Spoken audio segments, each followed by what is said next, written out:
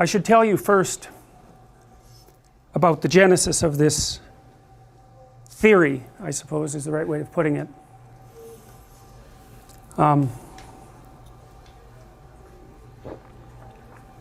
When I was about your age, and that was back in the early 80s or thereabouts, and this was particularly true around 1984, but it was true before that too. You know, every generation has its worries, real or imagined, and the primary worry for people of my generation was the nuclear war.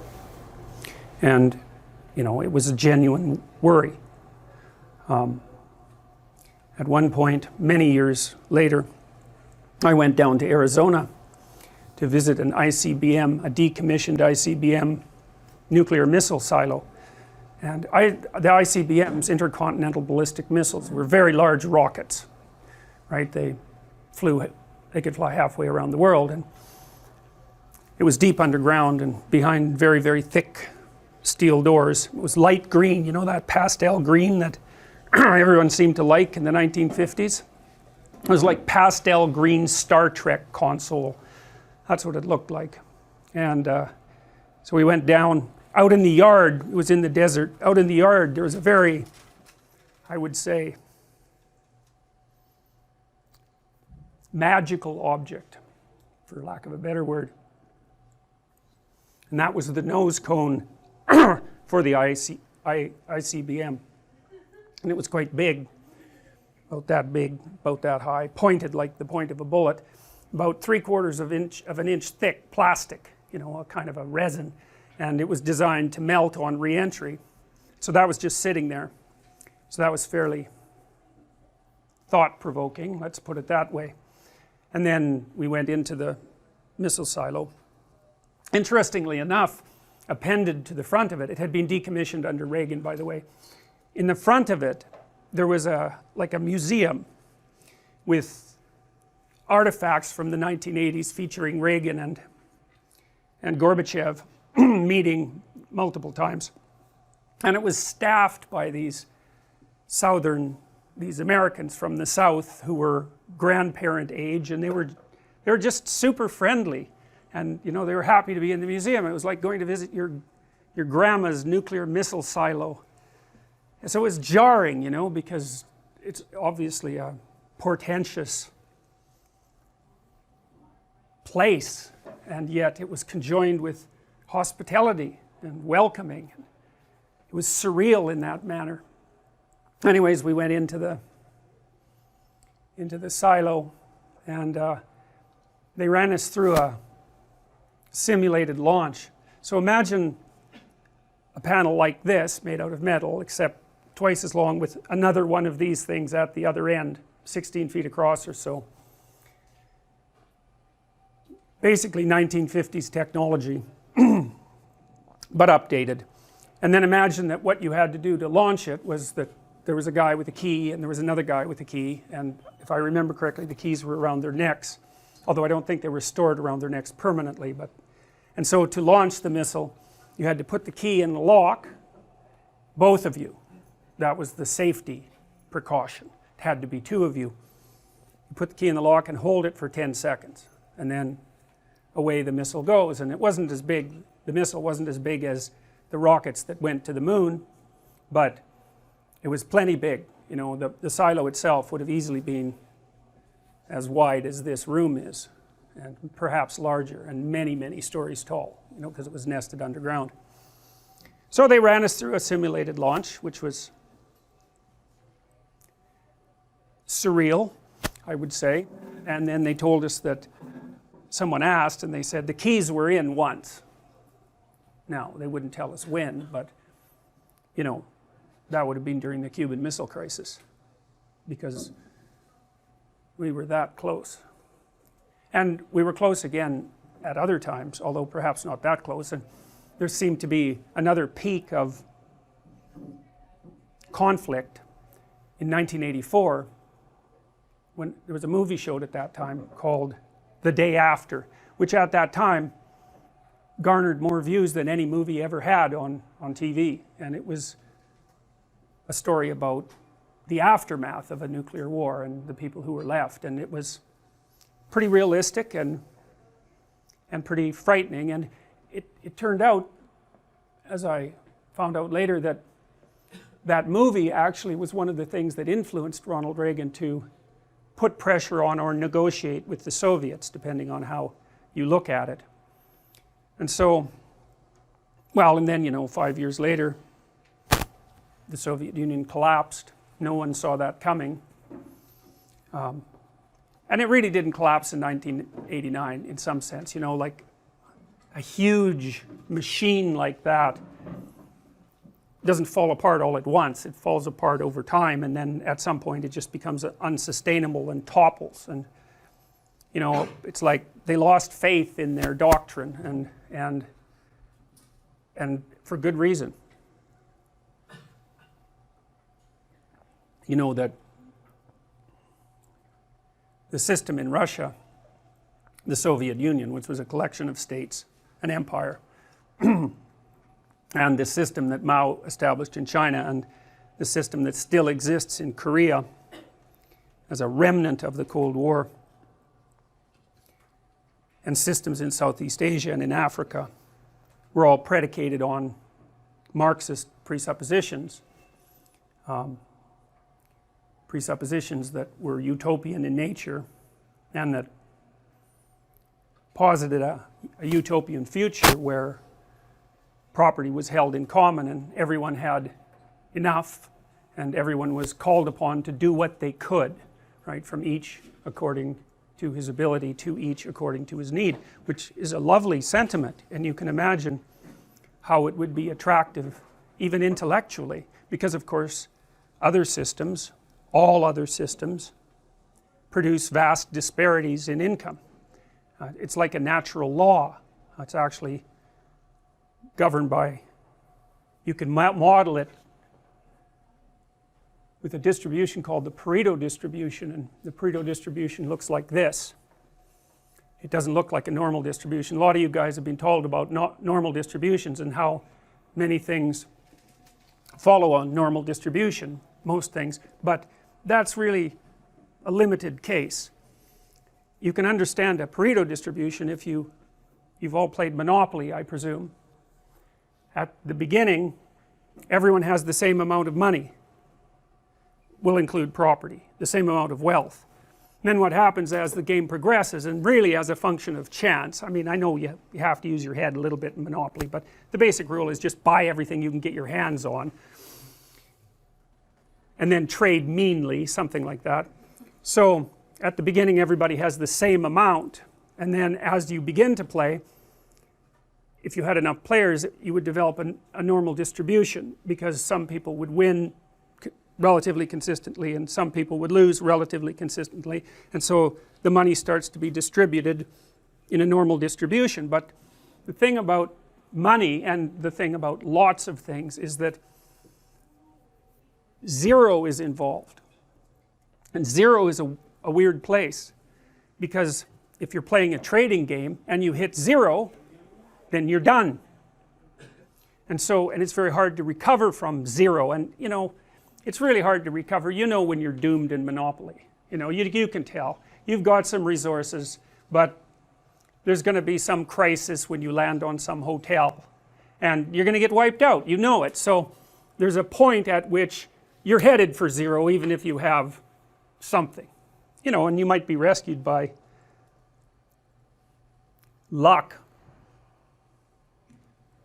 but you know when you're doomed. So what happens is that as you continue to play Monopoly, more and more people stack up as zero, and fewer people have more and more money, and when the game is over, everyone has nothing except one person, and they have all of it. Now the funny thing about that is that in some sense that's how trading games work, you know. You might wonder why there is inequality in a society, and it's easy to consider that it's because the society is corrupt, and perhaps, you know, societies are somewhat or horribly corrupt. That's the variation. There's no society that's without its criminal element and fixed element. Anyways, trading games tend to produce a Pareto distribution so that very many people have very little and a tiny minority have a tremendous amount. That's the 1% that you hear about, right? And you know, the thing about that 1% is that that's happened in every society that's ever been studied. It doesn't really matter what the governmental system is, and it certainly happened under the Soviets, that's for sure. And there was a lot of people who had enough zero so they just died. So you know, the utopian dream was completely unimplementable for a variety of very complex reasons. One is that it's very hard to fight against that distribution pattern when people are trading, because mere statistics will do that. And then there's other things that, and I should tell you as well that the Pareto distribution governs a lot of things. So like if you look at books, if I remember properly, last year there was something like 1 million English language books published, and I think 500 of them sold more than 100,000 copies, which is none, right? That's none. And of that 500 you can be sure that one of them was by Stephen King, and he took half the money, because there's like 5 authors in the English language who are on every airport paperback stand occupying the top rung, and that's massive real estate, right, because it's replicated everywhere. And because they're so prominent and because they're known names, when people are in a hurry and they just want something to read, they just grab that, and then more money goes to those people. And so, you know, success breeds success and failure breeds failure, and it's not necessarily linear, and that's a really difficult thing to deal with. And it's hard on societies, because one of the things we do know is that, you know, as you stretch out the inequality, you make men, particularly on the lower end of the distribution, more and more likely to be aggressive. It's sort of like, you imagine every man has a threshold for violence, and status is important to men, not that it's not important to women, but it's different. It's a different kind of status. Status is important to men because it's one of the things that makes them marketable as partners to women, so it actually turns out to be quite important to men. The men tend to compete with one another for status, hierarchy position. And in a really unequal society, if you're like a low rung guy, then, and you don't have any opportunity to rise because the society isn't structured so that there's mobility, then the more aggressive guys tend to turn to criminality. And you know, and so you could say there's a threshold for criminality, and the more inequality pressure you put on a particular area, geographic or political area, the more inequality pressure you put on it, the more men slip past that threshold and into criminality. And you know, there's been pretty good studies done of drug gang in Chicago. That was the best one. A sociologist actually went and hung out with a drug gang he got into it. I guess the drug gang leader was, you know, I wouldn't say necessarily narcissistic, but that might be a reasonable way of thinking about it.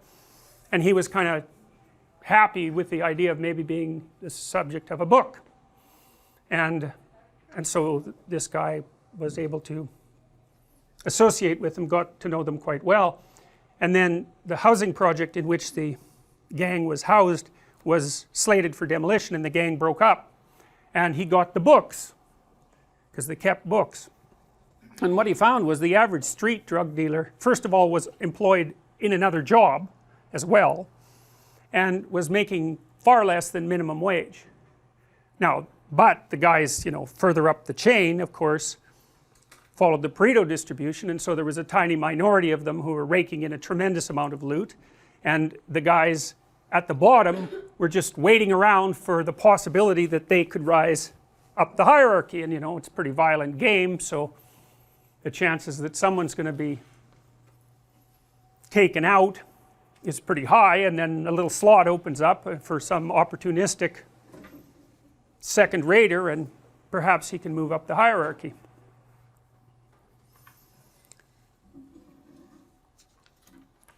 So the Pareto distribution governs all sorts of other things too. I mentioned it governs the popularity of books, the sales of books, but it also characterizes the distribution of everything that people produce. So if you think of creative production of any sort, artistic production, industrial production, it doesn't matter. Almost everything fails, and a few things succeed beyond anyone's wildest imagination. Apple's a good example of that. You know, I mean, the iPhone, they have their competitors, but it's an extraordinarily dominant product, and they rake in billions of dollars. I don't know if Apple is valued at $1 trillion, but it's close to that, and that's a lot of money. And I think, if I remember correctly, it's something like this. I probably have the figures wrong, but like the top 40 people, the richest 40 people in the world have as much money as the bottom 2 billion. Right? Now, you know, it's not like they're stuffing their mattresses with that money, or they have a skyscraper full of cash. That money is out in the economy doing whatever money does. So, you know, you can't spend $28 billion. So, and sometimes you can even do some good with it. You know, Bill Gates seems to be doing something reasonable with his money. But the reason I'm telling you this is because one of the things you should know is that this proclivity for inequality is pervasive among the creative products of human beings. It's the case with goals scored in hockey. My son told me, and he's a reliable source on hockey statistics, that if Wayne Gretzky, if you don't count any of the points that Wayne Gretzky managed with scoring, he still had enough points just with assists to have more points than any hockey player that ever played. So, you know, even at the upper end of the distribution, there's some person who's, they're so good at what they do, and then there's another person that's so much better than them that it's not even comparable. And so, and the benefits flow to people who are in that position, and you can understand why, I would say, because, you know, let's say you start writing and you get a book, and rare things, very rare things to have happen, and then some people read it and they like it, and then of course it's much more likely that you'll get a next book, and if people like that, well, it's even more likely that you'll get a third book, and then people start to know who you are, and then because they know who you are, they phone you up and offer you opportunities, and your network grows, and it's like this exponential increase in your reach and your capacity for production, and more flows to you. And then on the other hand, if you start to fail, and you know, why would someone fail? Well, God, you know, one idea that's very common in our culture is that poverty is caused by lack of money, and that's a really stupid idea, because money is very difficult to handle. I had clients who were, you know, drug addicts, and the worst possible thing that could happen to them was that they got some money. They're just done. First of all, you know, they were hanging around with people who were little on the sociopathic side, and so especially if they weren't that bright and couldn't defend themselves very well, as soon as they got money, well, it was off to the bar with all the friends. And you know, one guy I remember in particular, you know, every time he got his disability check, he was gone for 5 days. You usually found him in a ditch, you know, because he'd just go to the bar, spend every cent he had on alcohol and cocaine, and wake up in a ditch, 3/4 dead, eventually completely dead. And you know, then he was ashamed and horrified and repentant, and he'd straighten himself out again, and then that was all well and good until, as long as he was broke, until the next check showed up, and then bang, the same thing. So, you know, it's not like money is necessarily a good for everyone. It's hard to manage money. It's really easy for it to disappear. I mean, elderly people have a hell of a time now because, you know, crooks are contacting them on the internet non-stop, and so just giving people money is like, it's like pouring water in their hands. It's not that helpful, not necessarily that helpful. And then of course contributors to poverty are, well, it's not so good to have a low IQ. You know, people don't like the idea of IQ because it seems so arbitrary. You know, you have a high IQ, well, It's not like you deserve it exactly. You're set up that way pretty much right from the beginning. It's very, very, very, very stable. You can make a high IQ person stupider by, you know, not educating them up to the level of their possibility, but taking someone who has a low IQ and trying to raise that, it's like, if you can figure out how to do that, well, you know, it's Nobel Prize time for you, because people have tried that a lot, and most recently with those, you know, lumosity games and that sort of thing, and the evidence that those produce anything other than brilliant performances on the lumosity game itself is basically zero. We haven't been able to figure out how to see, because intelligence is a cross-domain phenomena, and you can get really good in a single domain by practicing like mad, and what you'd want is to practice like mad in a single domain and hope that it generalized to other domains. That's the holy grail of intelligence increase. It's like, no one's done it. People claim it, but the claims never hold up, and people have been trying for a long time to do it, and they haven't been able to do it. And differences in IQ really make a difference, you know. I mean, you guys, average IQ is probably 125, 130. At 115 you're at the 85th percentile, and 115 would barely get you going for a hard university.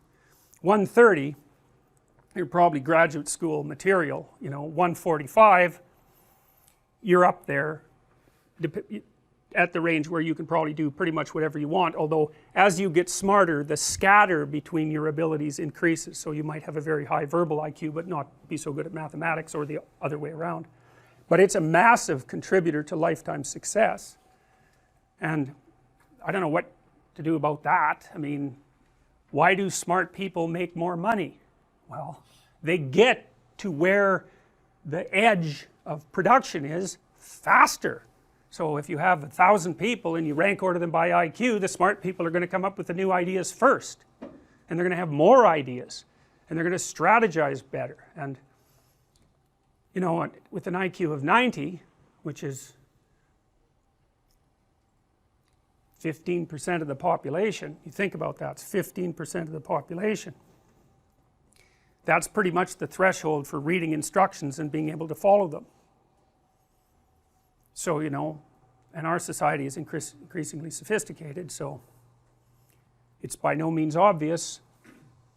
You know, the liberals think, well, this society is unfair because there's unemployment, and the conservatives think, well, there's a job for everyone, but none of them think, well, there are massive, massive, massive differences in people's ability, far greater than anyone realizes, and that poses a structural problem.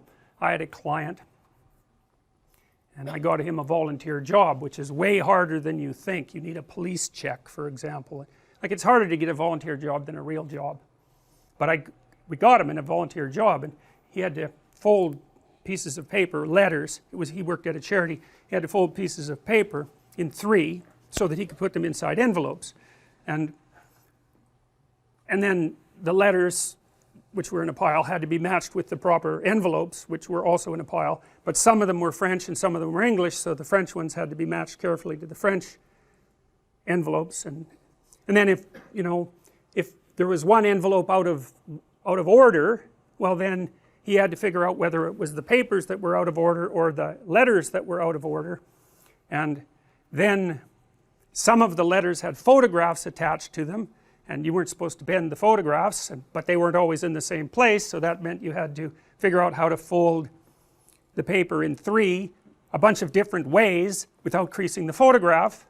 And then the other thing is, and I never realized how difficult it is to put a piece of paper in an envelope till I watched someone who couldn't do it, and he probably had an IQ of about 80. You know, if you met him on the street you wouldn't think anything different of him. He was normal looking guy, had some other problems. I trained him to fold those damn papers for like 30 hours, and he got reasonably good at it. But you know, if you're good at it, and you probably all are, you fold it and the edges line up exactly, like really exactly. The tolerance is probably 0.5 millimeter, something like that. Then you do the second fold, and the tolerance is the same. But let's imagine that the first fold you're out by 1/8 of an inch, and the second fold you're out by 1/8 of an inch, so it's a little crooked, and that means in total you're out by 1/4 of an inch, and then it won't fit in the damn envelope. So then you kind of crumple the envelope when you put it in there, and then it gets stuck in the sorting machine. And so he sweated blood trying to do that job, and they eventually planned to fire him. So imagine what that's like, eh? You know, you can't get a job, and then so you get a job at a charity as a volunteer, and a charity decides to fire you. You know, I mean, really, that's just... So I talked to the woman who was running it and suggested that that might be a little on the devastating side. I mean, she had her reasons. You know, he was always asking people questions about how to do his job, and you know, so that meant he was interfering with the productivity of other people, and it was genuine interference. I mean, she wasn't being mean, and it was her job to make sure the place did what it was supposed to. So you know, she was between a rock and a hard place. He eventually decided that the job wasn't for him, and relatively soon after that, I think it was too stressful, and he quit. So that solved that problem, except then he didn't have a job, which of course is a problem. It has a happy ending, this story, as far as I know. He got a dog because he was very lonesome, and that dog, man, having that guy train that dog, that was something else. That dog just, I think he lost 30 pounds while he was training that dog, because dogs, they're, you know, dominant, and he had to have a tussle with the dog to figure out who was in charge, and it's a lot of responsibility to have a dog, but he was pretty damn committed to that dog, and he managed it. And the things he went through to keep that dog, you just cannot possibly imagine. It was surreal, just like the nuclear missile silo. I mean, he had people following him around, informing on him because they thought he was abusing the dog, when in fact, because I watched, the dog was clearly abusing him. So he got a job helping a woman who trained dogs, and then he had a job. So hooray, you know, but it was like a miracle fundamentally. So anyways, the reason I'm telling you all this is because there was a reason for the Cold War. And the reason was that there's inequality, and there's different theories about how to address that inequality, and different theories about why it exists. And there was a Marxist theory about why it exists, which was roughly something like property equals theft, and those who have more have taken it from those who have less, which, you know, seems to me to eliminate any conceptualization that there isn't a fixed pot of money. You know, money expands actually as we become more technologically proficient, and lots of people who have money have it because they've generated a lot of wealth. I mean, Bill Gates is a great example of that, right? He popularized computing. He made it possible for everybody to have access to computing. It's like, it seems like a good for him, you know. And you could say the same thing about Steve Jobs, and maybe you'll be able to say the same thing about Elon Musk. And you know, these guys have tremendous resources at their disposal, but you know, they're not bathing in banknotes. You know, they're trying to continue to do things, and they use their money to do things. And anyways, the Russians set themselves up under Marxist presuppositions and tried to equalize the distribution of property, and to call that catastrophic barely scratches the surface. And I know that you guys probably don't learn much about this because for some reason people aren't taught about it, but you know, the good estimates are that the Russians killed about 30 million of their own people between 1919 and 1959, you know, and it's brutal. It's brutal. A lot of that was through starvation. You know, I saw a photograph the other day which I tweeted, which is the worst photograph I've ever seen in my life, and that's actually saying a lot, because I've seen a lot of really terrible photographs because I've done so much investigation into totalitarianism.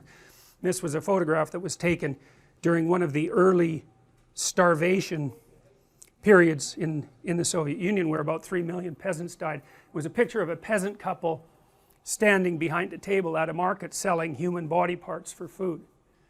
It's like, and you know, I have this weird quirk, which I don't think does me much good, but maybe helps me understand things better. When I see that someone has done something extreme, I learned to do this a long time ago when I worked briefly in a maximum security prison.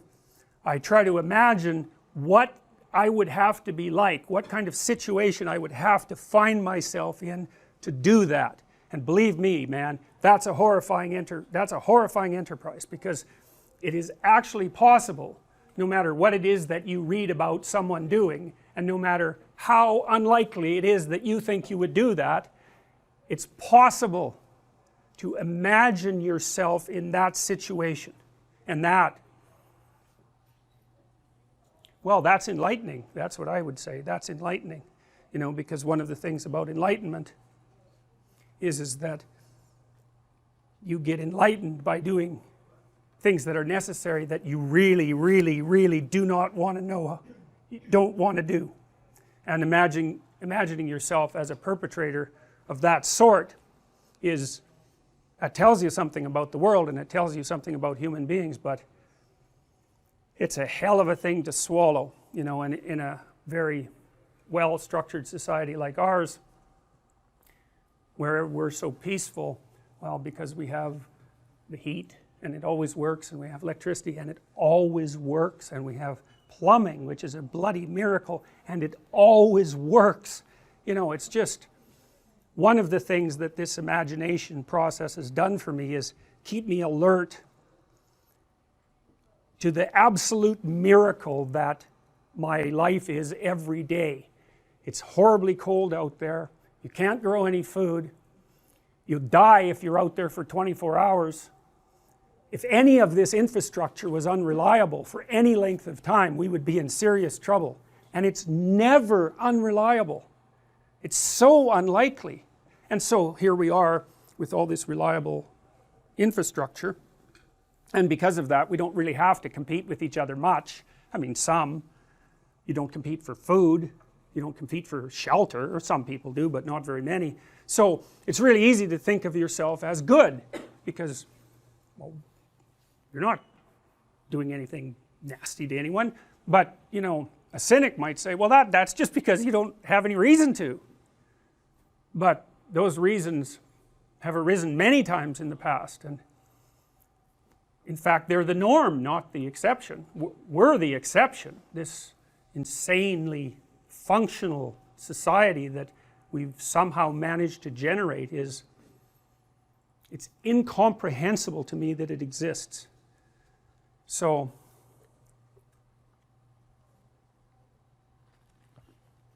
anyways, back in the end of the Industrial Revolution, you know, the conditions of the worker were pretty brutal. I mean, George Orwell wrote a book called Road to Wigan Pier, which I would highly recommend. It's a great book. And he went up in the 30s, I think it was the 30s, to live with the coal miners up in northern UK. And those poor guys, you know, they had to crawl to work for 2 miles down a tunnel that they couldn't stand up in, just to start their shift. And then after their 8 hours of, you know, hacking away at the coal walls, which is rather difficult and dirty and dangerous, and of course you get black lung from it, so it's also fatal, and of course they didn't get paid very much. So after doing that for 8 hours, then you crawled back your 2 miles, and you didn't get paid for that. That was just the commute. And the housing for those people was not good. The food wasn't good. Most of them had no teeth by the time they were 30. You know, I mean, being poor was no joke, even in a place like the UK, which was relatively well off. And so there was every reason to be concerned about the disparity between rich and poor. And poor is the natural state, you know, that in the Western world in 1895, the typical person lived on $1 a day in today's dollars. And, you know, that's not uncommon in many places in the world now. So there were reasons to be concerned with inequality. And you know, the Russians took one pathway inspired by Marx, and we took another pathway inspired by John Stuart Mill and John Locke and the English tradition, I would say, of democracy, and competed for 70 years, and things seem to have worked out better here. But it was a hell of a competition, and there were real differences in opinion at the bottom of it, and those two systems turned into armed camps. And that's not over exactly, you know, I mean, there's the Chinese, although they're a hybrid now between communism and capitalism, and hopefully they're more interested in getting rich than they are in, you know, having a war. Greed is a good motivator, surprisingly enough, it's kind of reliable. But anyways, by 1989 the jig was up. It was obvious that the Soviet system was not functional. There were no consumer goods, that's for sure, even in the main department stores in Moscow, and people just kind of lost faith in the whole project. You know, it became, for a while, I don't know if you know about the show Dallas. Dallas was a soap opera that ran at night, a serial, and it was about these rich Texans who lived, you know, a 1% lifestyle.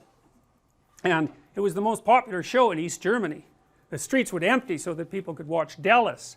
Well, when you're sitting in your horrible Soviet architecture flat that, you know, you had to struggle to get with your informing relatives, because 1 out of 3 people in East Germany was an informer, a government informer, and you watch Dallas, you know, there's a little cognitive dissonance occurring, and so fell apart, and quite peacefully actually. You know, there was a bit of war in Eastern Europe, but it fell apart remarkably peacefully, and so here we are, and we don't know what to do with the pesky Russians, but at least there's no evidence that there are mortal enemies for fundamental reasons of axiomatic presupposition.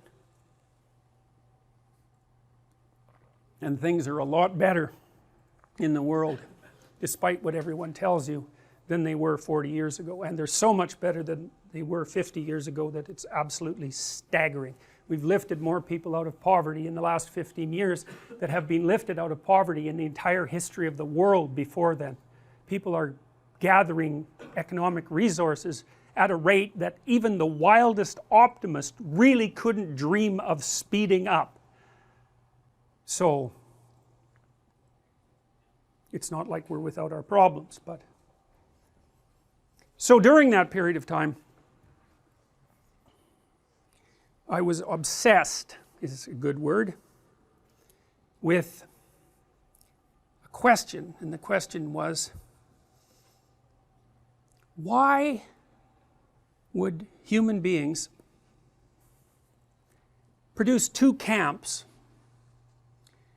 and then produce a massive arsenal of hydrogen bombs? And I don't know what you know about hydrogen bombs, but they have atom bombs for triggers.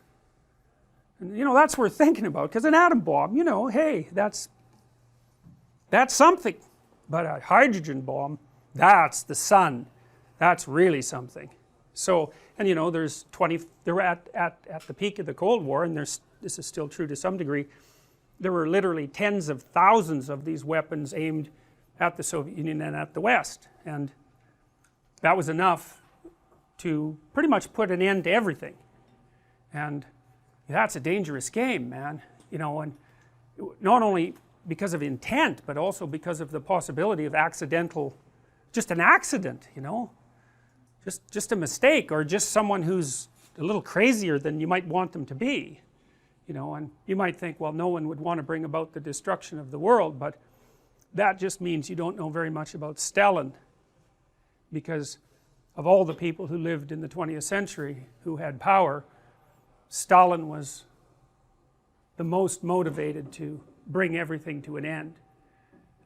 There's some evidence that he was murdered by Khrushchev and his crew, and Khrushchev was the next leader.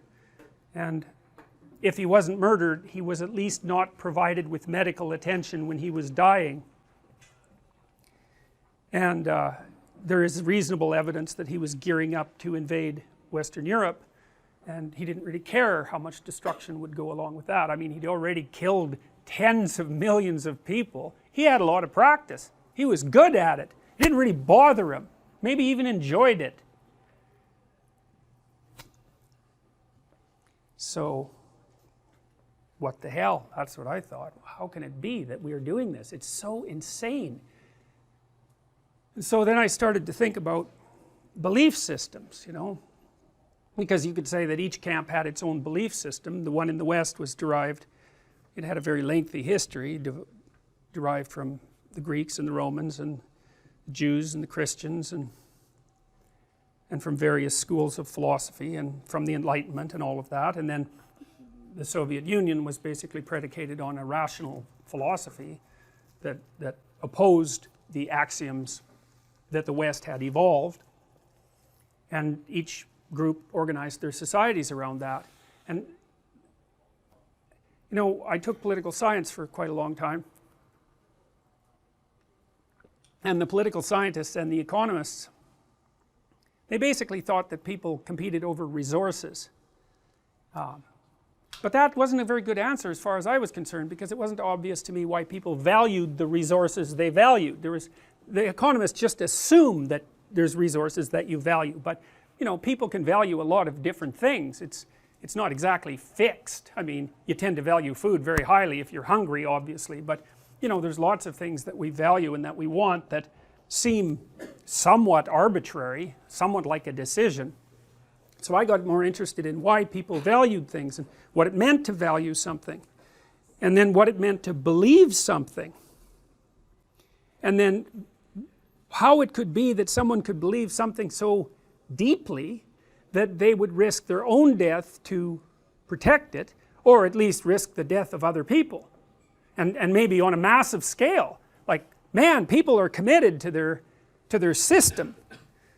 Now, you know, a system of belief is not just a system of belief. That's one of the things that I came to understand, is that it's not appropriate to make this too psychological. People defend their belief systems, but that's not exactly right. You know, we have a shared belief system. Well, it's sufficiently shared so that here we are, we don't know each other, we're a bunch of primates, we're in this room and it's peaceful and no one's scared, and that's pretty amazing, and that means that we're all acting out our roles. So we're acting out our roles, and we have an expectation with regards to those roles, and those two things match. And that's the important thing, and we'll talk about that a lot. It isn't the belief system or the integrity of the belief system even. It's the match between the belief system and the actions of the other people within the belief system. What you want to maintain is that match. You want to act out your beliefs in the world, and you want what you want to happen. That's a good thing. You get what you want and you validate your belief system. Great, perfect, security. But a lot of that is, if we're interacting, even right now, there's a whole set of expectations that are governing what we're doing. Like, you don't want me to take your little tablet there and smash it. That would be shocking, right? You wouldn't know what the hell to do, right? You'd be somewhere different if I did that, and you wouldn't know where you were. And that's another thing to know, because that's a fundamental difference. There's a fundamental difference between knowing where you are and not knowing where you are. I think it's, in some sense, the fundamental difference. You can think about it as the distinction between explored and unexplored territory, but you have to.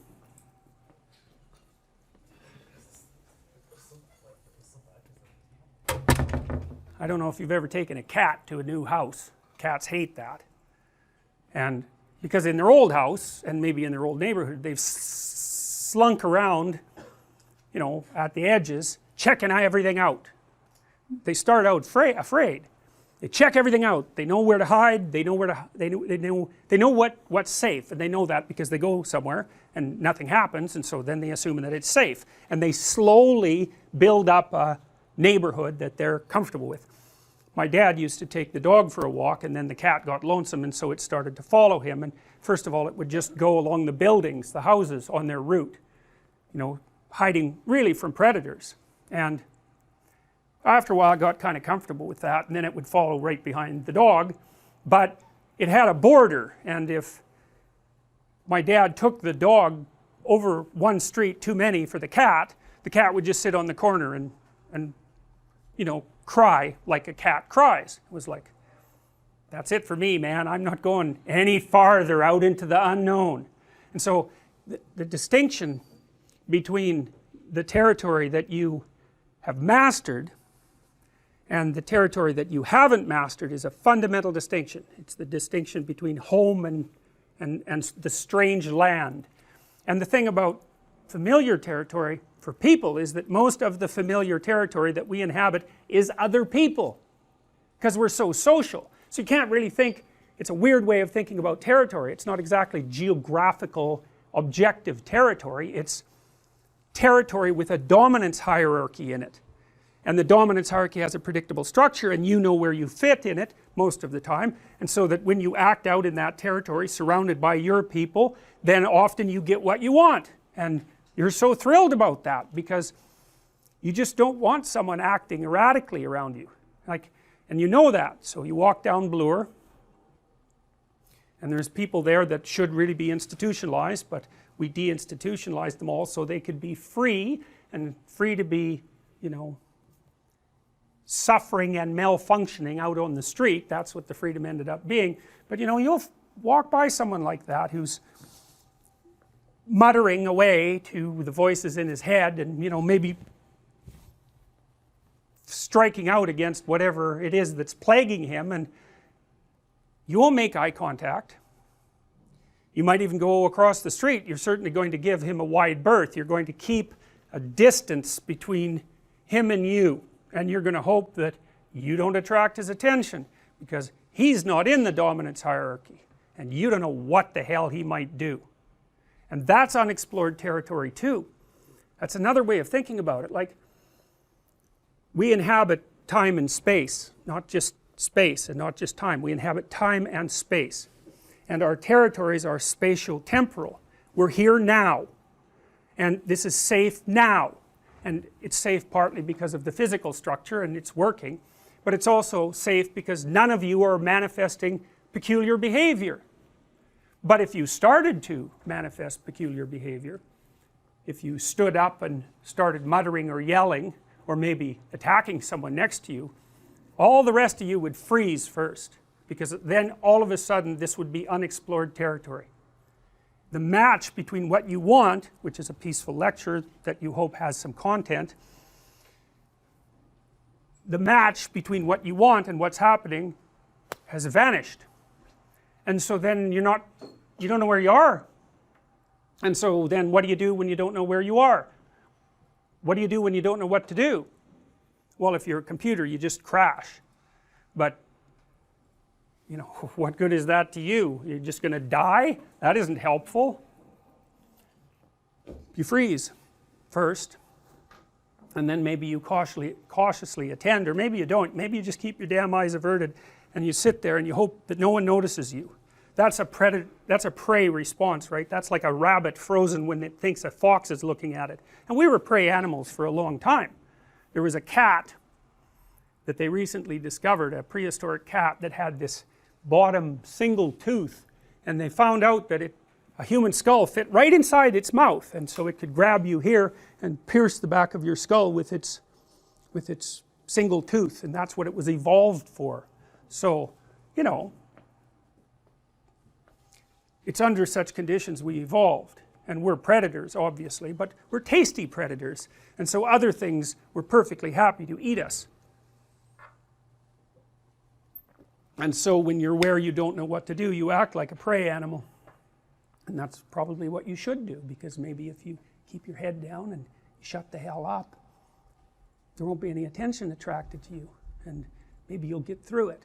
You know, you might decide, unlikely, to intervene and take the guy down, but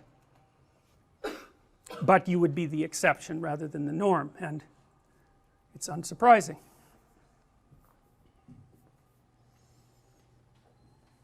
Okay, so what I came to understand was that belief systems regulated emotions, but not exactly psychologically. Like it isn't exactly,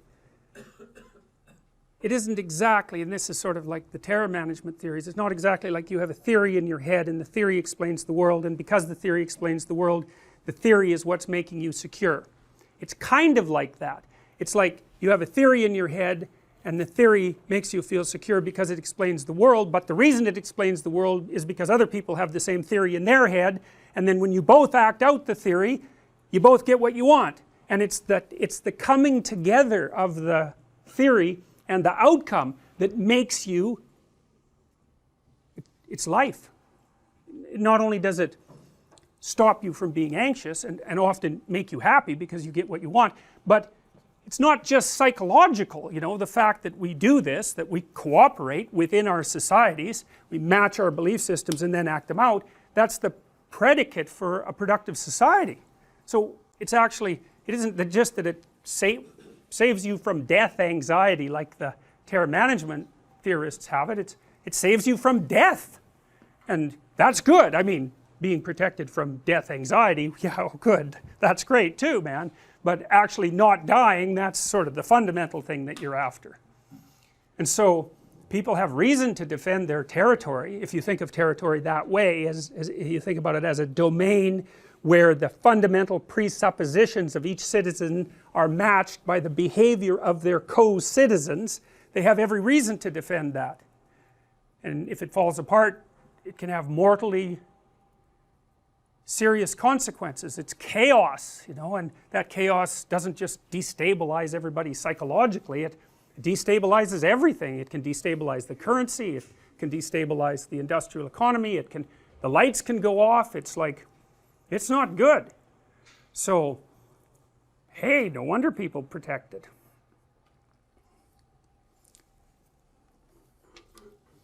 So then I started thinking about what a belief system was. And I realized that a belief system was actually a set of moral guidelines. And moral guidelines are guidelines about how you should behave, also how you should perceive. And the reason that a moral guideline is necessary for you to perceive is that you can't look at anything without a hierarchy of value, right? Think about it, like how many things in this room could you look at? There's innumerable things in this room to look at. There's just all this squares, the little tiny squares in this fabric. You could look at those things for till the end of time, one at a time, but you don't do that. In fact, if I took most of you out of this room, there's a very low probability that you'd be able to tell me what color the walls were, or even if those things were on the walls. And the reason for that is that who cares? As long as the walls don't move, color is irrelevant, and there's no reason for you to remember it. It has no emotional significance. It has no value. And so what you do instead is, well, this is what you're doing. So why are you here? I don't mean in the broad metaphysical sense. I mean specifically, why are you here right now? And I would say, well, you're students, obviously, and you're trying to get a degree, and you know, you believe that that will have some functional utility. Maybe you'll be a little wiser and a little more literate and be able to think a little better and be able to write a little better, and so you'll actually be more functional in the world. That would be good, you know, and maybe you're interested. But anyways, you're in this particular lecture so that you can take this particular class, so that you can get a particular kind of degree, so that you can launch your life, and then in your life you're probably going to meet someone that you have a long-term relationship with, and you're going to have children, and you're going to partake in this society, and that's why you're here. All of those reasons simultaneously is why you're here. And so then that helps you decide what to look at. And so what you look at is, at the moment, or listen to, is me, because in principle I'm the gateway to that set of accomplishments at this moment. And so you focus on me, and that's because you value that. And so what that means is you can't even look at the world without a value structure. You know, it's chaos if everything is equally unimportant, or if everything is equally important. It's chaos. And so a value system structures the very way that you perceive the world. And I don't mean that metaphysically. There's plenty of experiments that have demonstrated that, like the invisible gorilla experiment, which, how many of you know about the invisible gorilla experiment? How many don't? Well, roughly speaking, what happens is that there are two teams, a white team dressed in white and a team dressed in black, and there's a video of them, and the black team is passing a basketball back and forth, and the white team is passing a basketball back and forth, and you're supposed to count the times the basketball gets passed back and forth. There's only one basketball. And so, you know, you're diligent for whatever reason, you do what the experimenter asks you, and you count the basketball tosses, and you think, well, that's not so hard, it's like 16. So you tell them 16, and they say, did you see the gorilla? And half of you say, what are you talking about? And the experimenter says, well, let's watch again, but this time don't count. Well, sure enough, like 30 seconds into the video, and you know, the players fill the video screen. It's not like they're 300 yards in the distance, you know, like little ants playing basketball. They're right filling the screen. You can see their faces. Sure enough, a minute into the video, this guy in a gorilla suit, and he's not little, and neither is the gorilla suit, he comes out, bangs his chest right in the middle of the screen for 5 seconds, and then disappears. And more than half actually of people don't see that. And it's even worse. Dan Simon did another experiment where you're at a counter, you know, at a store, and there's a clerk there, and you're talking to the clerk, and the clerk goes down hypothetically to get something, and a different clerk pops up, and you'd think, hey, I'd notice that, but you don't. And you can even vary the clerk quite a bit, and people don't notice. So we focus on very particular things, and the reason we don't notice is because it actually doesn't matter. In terms of our ongoing action at that point, the clerk is interchangeable. As long as the entity there acts like a clerk, that's sufficient.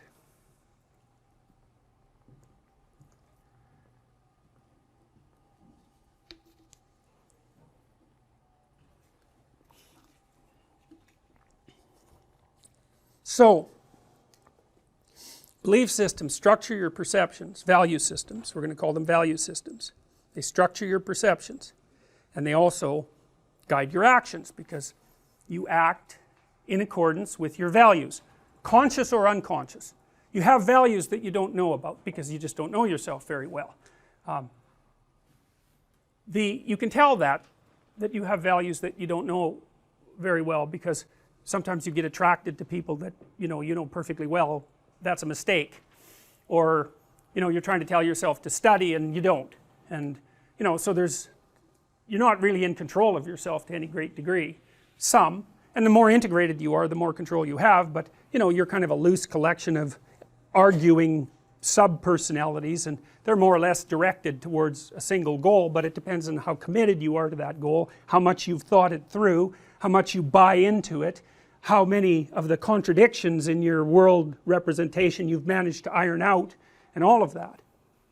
So, but in any case, it's value systems that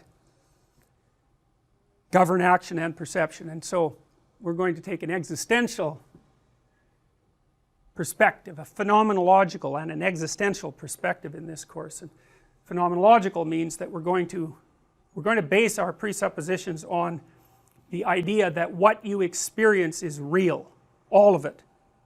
We're not really dividing the world into object and subject. That isn't how this particular approach works. It's more like you have a field of experience. It includes things like pain, which is not really something objective, but it's real. One of the things I've come to understand is you are not required to believe what I'm telling you, by the way.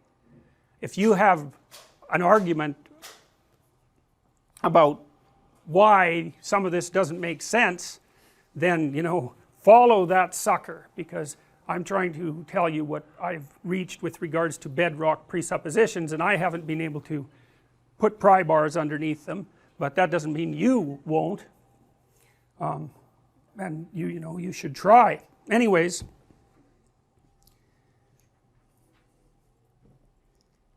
moral system tells you how to act and what to see, and a shared moral system keeps your emotions under control and fulfills your motivational needs. Now there's this old idea of David Hume's, and David Hume famously posited that you cannot derive an ought from an is, and what he meant by that was that merely knowing the objective facts about something does not tell you how to implement those facts in your life, and that that's actually a gap.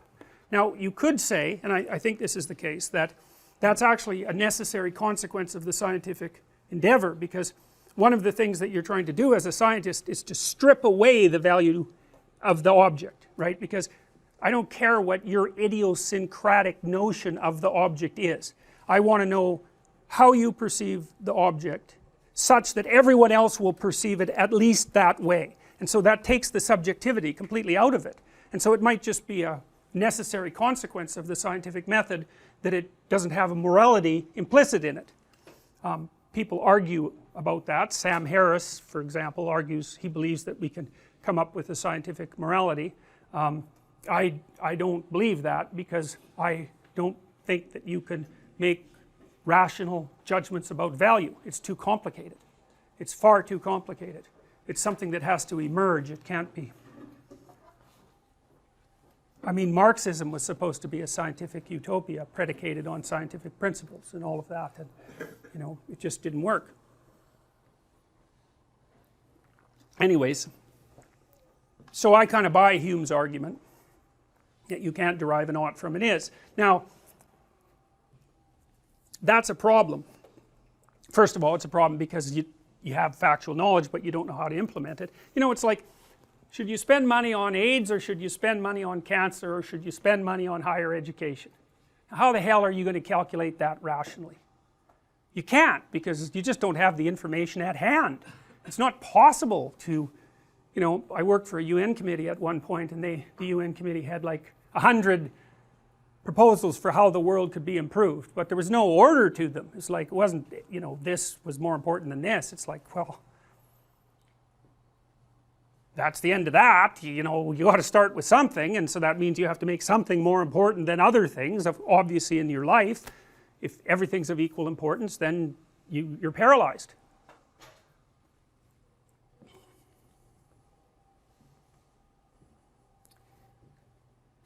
Now, you know, it's a truism, and probably an oversimplified one, that since the dawn of the scientific revolution, a wedge has been driven through the heart of our society such that the moral systems that we use to unite us, so those would be religious systems fundamentally, have been subject to an intense critique from the scientists. And you know, it's a pretty effective critique.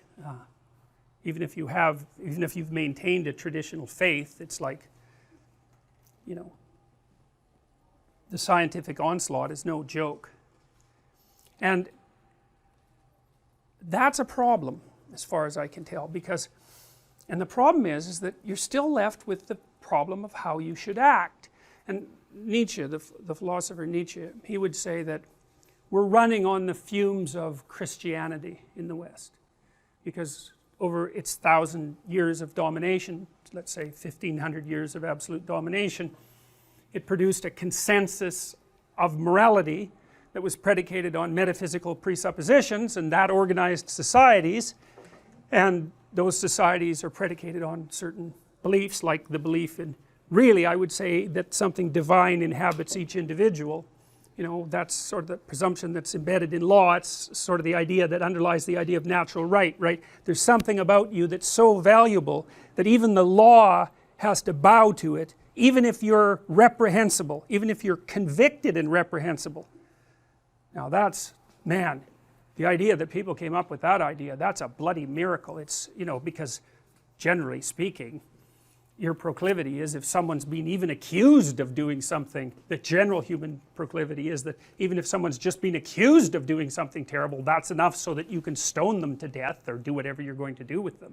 Presumption of innocence before guilt, good God, of all the things that aren't automatic, that's got to top the list. You know, it's unbelievable that that occurs. And it's interesting to me because it seems to me that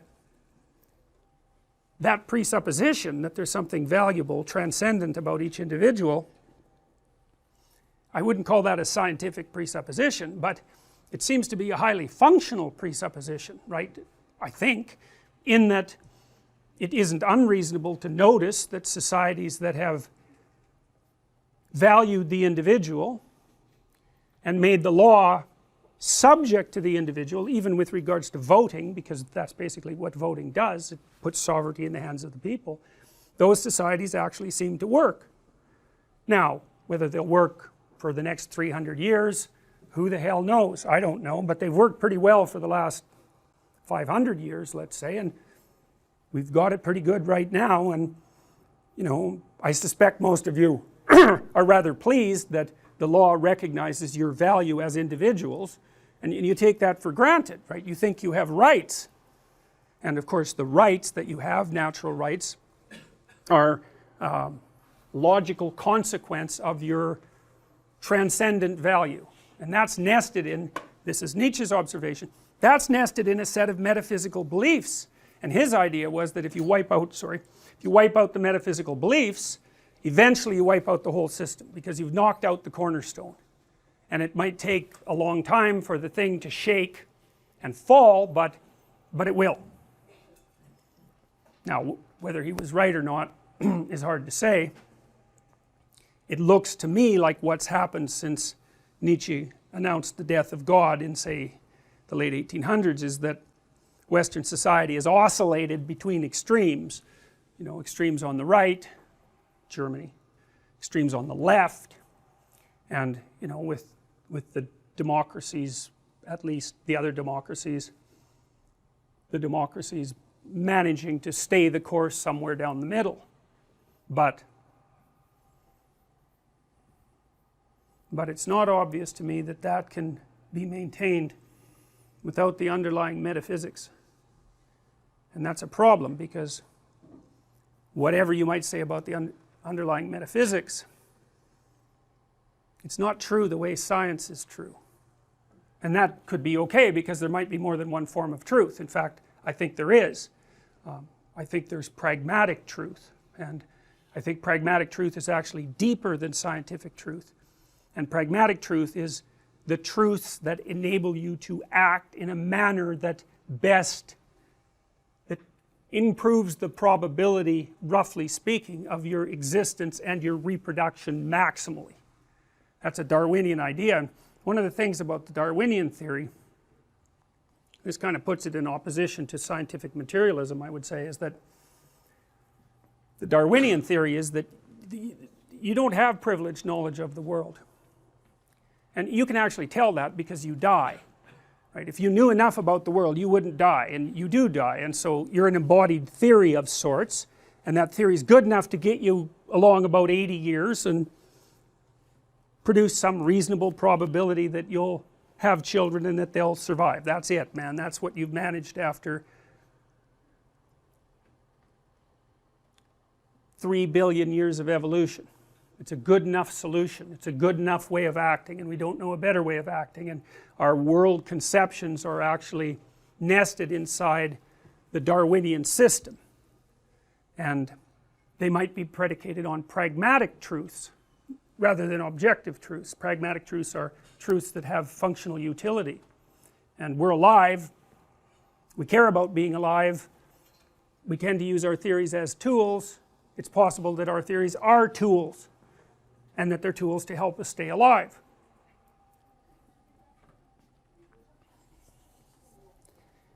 Now, I was reading a bit about Camille Paglia the other day, and I've noticed some similarities between, she's a famous gadfly, I would say, of feminists, of classic modern feminists, although she would regard herself as a feminist. She's unbelievably smart. Like, if you want to watch someone who's verbally, who has verbal mastery beyond belief, it's, you can watch Camille Paglia. She seems a little manic to me. She can wrap off an argument at a rate that's just mind-boggling, and it's very coherent, and you know, she tends to shred her opponents in arguments. She's so brilliant.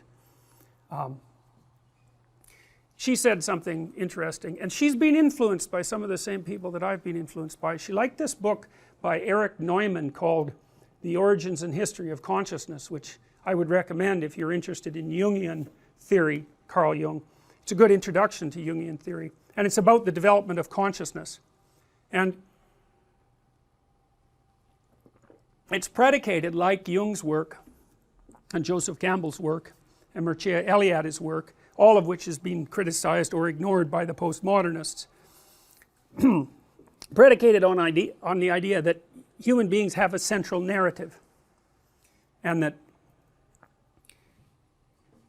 that central narrative is the dramatic expression of the necessary human system of values, and that's built into us.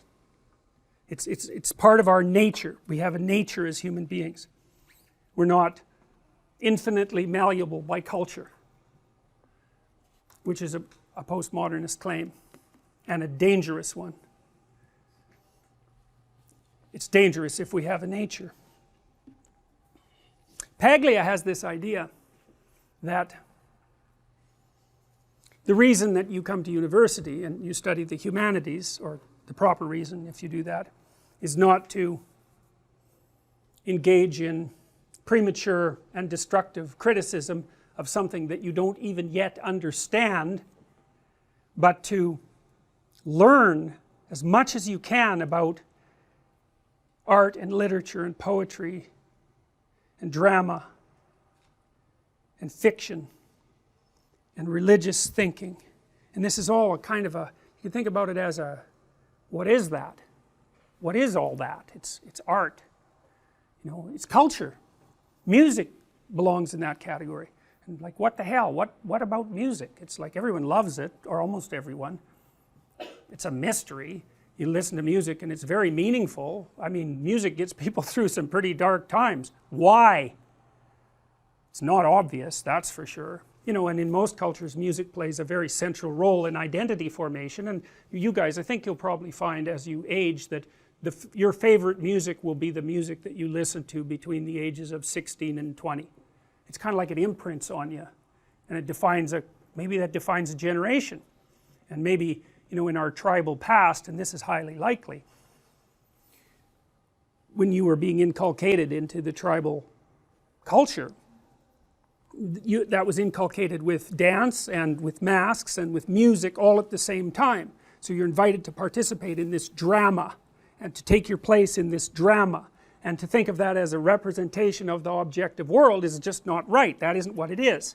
It's an invitation to a drama. Now then the question might be, well, is the drama real? And the answer to that is, it depends on what you mean by real. I think that great dramas are more real than real. They're hyper real. They're hyper real because they provide guidelines about how to act that are abstract and even perhaps generic, but applicable across an extraordinary broad range of situations. So imagine this, you know, you get up in the morning, you do a bunch of things, and someone asks you what you're doing, what you did, and you tell them, well, the first thing I did this morning was open my eyes, and the second thing was think about whether I wanted to go back to sleep, and then, you know, I took off my blankets, and then I put my feet on the floor, and then I stood up, and I was blinking while I was doing all this, and I was also breathing, and then, you know, I looked for my clothes. And you really want to listen to that guy? You don't want to listen to that guy. It's like, why are you telling me that? I want you to tell me something interesting. Well, what is it that's interesting? And why isn't that interesting? It's not obvious. So then imagine the guy actually tells you a pretty good story, a little adventure. Probably he was doing something normal, something unexpected happened, he had to conjure up some new responses, and he either settled the problem or didn't settle the problem. Yeah, you're interested in that, especially if he settled the problem, because if he can tell you how when he encountered some unexplored territory he was able to sew it back together, then maybe you can do that when that thing happens, and that's pretty cheap wisdom for you. He had to go through all the aggravation of figuring it out, and all you have to do is listen. You know, and that's kind of a classic story. Classic story, roughly speaking, is there's a guy, woman, doesn't matter, going about their life relatively normally, something blindsides them, and they're in a state of chaos. Chaos is a place. Chaos is the place that you end up when what you're doing and the world stop matching. And the chaos can be of different degrees. You know, you could wake up and find that your house was burgled. You could wake up and find that your parent has Alzheimer's or some fatal disease, or that you do, or that your whole family was murdered, or that there's a war starting, or, you know, there's different degrees of chaos. And I think you can quantify the chaos by calculating how much of what you do and expect is likely to be disrupted by the event. Now, because the more disruption, the more destabilized you're going to be, which is why if someone tells you that you're going to perish painfully in 3 months, it's like, that's a bad one. You're really in an unexpected territory there. Nothing that you assumed that was real, roughly speaking, in the world is real anymore. We like to watch people in their normal life blindsided by something, experiencing this interregnum of chaos where they explore and gather new information and retool their character or retool the world, because either of those would work as a solution, and then come out the other side and things are better than they were to begin with, or at least as good. But better is better. That's a happy ending, right? That's a happy ending. That's a comedy, technically speaking. And so what you want your life to be a comedy. Not that it's supposed to be funny, because comedy doesn't have to be funny, technically speaking. It's just the opposite of tragedy. Tragedy is when you're going along pretty well and you get blindsided, and that's that. And you know, that can certainly happen. It happens to people all the time. But it's a comedy you want.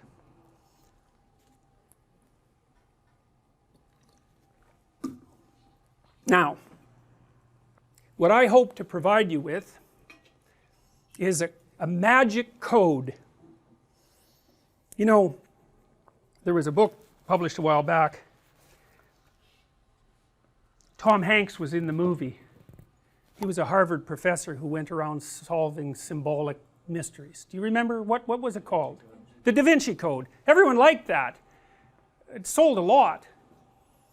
And you know, it was full of little mysteries, and it was full of hints that there was more to the world than you think, and which is definitely true. And that, you know, there was a way of getting access to that knowledge, and that it would really be worthwhile. And people like that, they like that idea. And the reason for that is because it's true. It's true. It's true like fiction is true. So okay, let's go back to the guy who's telling you about his morning. Well, he tells you something exciting.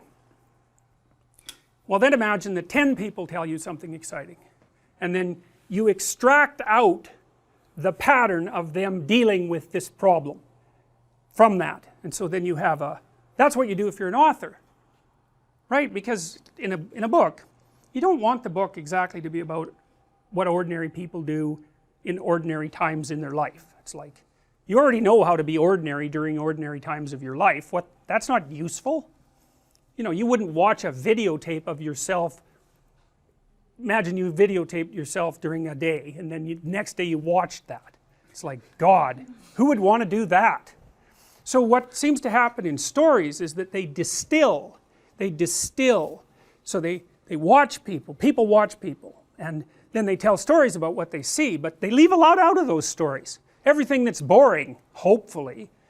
And then more and more stories about exciting things get sort of aggregated, and then maybe a great writer comes along and writes something really, really interesting, profound character transformations. And then you say, well, that's fiction. And then you say, well, that's not true because it's fiction. But then maybe that's not right. Maybe it's more than true. Because who wants the truth? The truth is mundane reality, and you've already got that mastered. What you want is the distillation of interesting experience. And you might think, well, why is it interesting? Well, that's a really good question, because you don't actually know. And believe me, you really don't know, because you'll be interested in things that just don't make any sense at all. I'm going to walk you a bit today through Pinocchio, and we'll do that more the next time too. You know, but I want to tell you a little bit about that movie to begin with, just so you know how crazy you are. So, you know the plot. How many people have seen the Disney movie Pinocchio? Okay, so lots of people. So that's strange enough in itself that so many people have seen it, and it's worth thinking about. You know, you tend to show your kids that movie, but you think about the movie, you're doing some pretty weird things when you're sitting there watching that movie, man. First of all, it's drawings, right, and they're low resolution drawings. You don't care, and you watch The Simpsons, or maybe what's that called?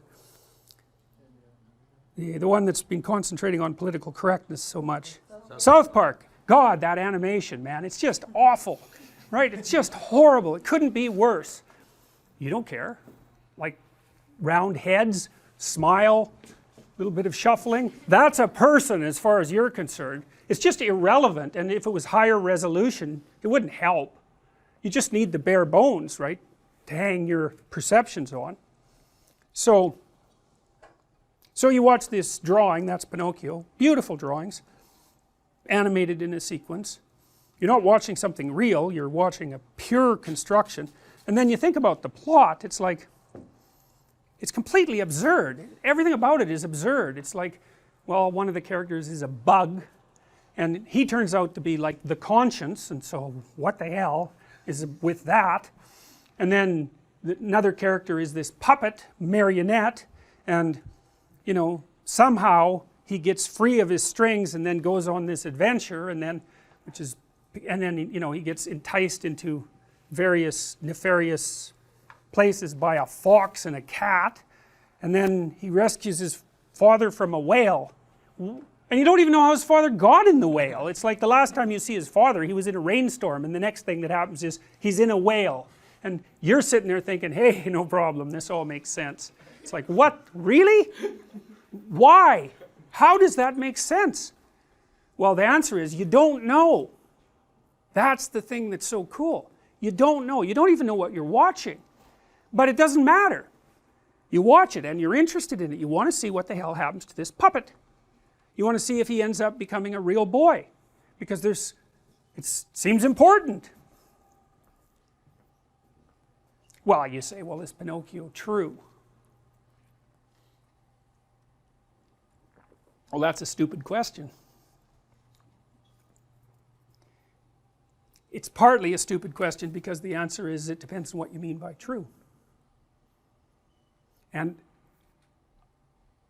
it isn't obvious to me what you should mean when you say that something's true. And the reason it's not obvious is because we have this idea in our society, and it's a very profound idea, and that idea is that the ultimate truth is scientific truth. That tells us about the nature of the world, and it does that in a final way in some sense. There's no brooking any arguments about it, and the physicists have got it right, and that's why they can make hydrogen bombs, and that's a pretty good demonstration of their being right. But you don't act as if that's true, and you watch things and pay attention to things and are captivated by things that aren't predicated on those assumptions. And it seems to me that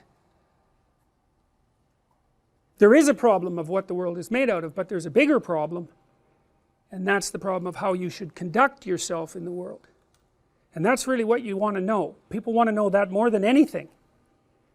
Because you need to know. It's like, here you guys are in university. It's like, you don't know what you're doing. I mean, some of you know more than others, but you're at the beginning of your life, and life is very complex and chaotic, and it isn't exactly obvious, you know, what kind of relationship you should form, or what sort of character you should develop, or what you're going to do for a job, or what's the meaning of life. That's a good one. What's the meaning of life? Well, and you know, people come to university, at least many of them, and that's kind of what they want to find out. Now Paglia, her notion is that, you could think about it this way, is that articulated knowledge is embedded in inarticulate knowledge. And inarticulate knowledge is the domain of literature and art and high culture, let's say. And we sort of know what it means, but we don't exactly know what it means. It means more than we know. And then outside of that is what we don't know at all. And that's an idea that Jung developed as well, and maybe Paglia picked it up from Jung, because Jung believed that, you know, there was this domain that we had mastered in every domain, and then there was a domain outside of that which you could think of as unexplored territory, and what we met unexplored territory with was our creative imagination, and that what we were trying to do with our creative imagination is to figure out how to deal with that unexplored territory. We were producing dramas that we could act out that would help us deal with what we still hadn't mastered, and then outside of that there's just what we don't know at all. And Paglia's idea, and this was Jung's idea, was that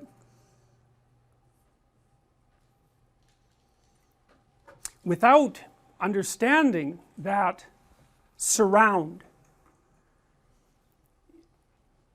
you're too atomized. You're not part of your historical tradition. You haven't incorporated the spirit of your ancestors who built all this. You're just here now, and you don't know what to do either, and you don't know how to maintain your culture, and you don't know how to serve it. And you know, you might say, well, why should you serve your culture? And well, I have a hypothesis about that. You know, you can think about this. I don't know if it's true, but people ask what the meaning of life is, and it seems to me that meaning is proportionate to the adoption of responsibility. You know, like, let's say you have a little sister who's like 3. You're going to take care of her. Like, questioning whether that's a good idea just seems stupid.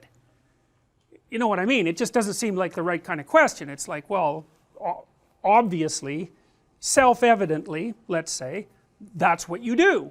And do you find it meaningful? It's like, probably, you know, interacting with a little kid. When I had little kids, you know, when they were like 2 or under, we took them out to see their relatives, and they were older people, and you know, they watched that 2-year-old like it was a fire. You know, every second that little kid was in the room, every single adult was focused on him or her. That's something that people attend to, and that's a source of meaning. And what else is meaningful? Well, your family relationships are meaningful to you, and maybe the responsibility that you adopt as a friend, that seems meaningful. Maybe your decision to pursue a particular career and be of some utility in society, you know, part of that's governed by your desire to establish some security and get ahead. It's fine, but you're also playing an integral role in the maintenance of the structure that supports you. And my observation has been that in my clinical practice is that people just have a hell of a time if they don't slot in somewhere. You know, you think, I got to go to work at 9 in the morning, and you know, I've got this rigid schedule. It's like, it's probably a good idea to be grateful for that, because what I've noticed is that if people pull out from those externally scaffolded systems, they drift, they get depressed, they get anxious, they don't know what to do with themselves. You know, they're kind of like sled dogs with no sled. and we're kind of like sled dogs as far as I can tell, beasts of burden. Like, we need a load, man, we need a load. And the question is, what sort of load do you need? And here's why I think we need that. You know, I've been thinking about how to figure out what's real for a long time, and because I'm an existentialist, I'm operating under the presupposition that you can tell what people believe by watching how they act. I don't care what they say, I don't care what their statements are about their view of reality, because the relationship between that and their actual actions is certainly not perfect, and sometimes doesn't even exist. One thing I've noticed is that no one argues with their own pain. Everyone who hurts acts as if they believe that pain is real. So we could say the ultimate reality is pain. That's how people act. It's in keeping with the claims of many religious traditions. You know, the Jews are always recollecting past pain. I mean, the Christian God is a crucified person. I mean, there's a fair bit of pain there. For the Buddhists, the fundamental maxim is that life is suffering, and it seems to me that there's a metaphysical claim there. And the metaphysical claim is that pain is real. Now, of course, it depends on what you mean by real, but people act as if their pain is real, so that's a good place to start. Now, that poses a problem.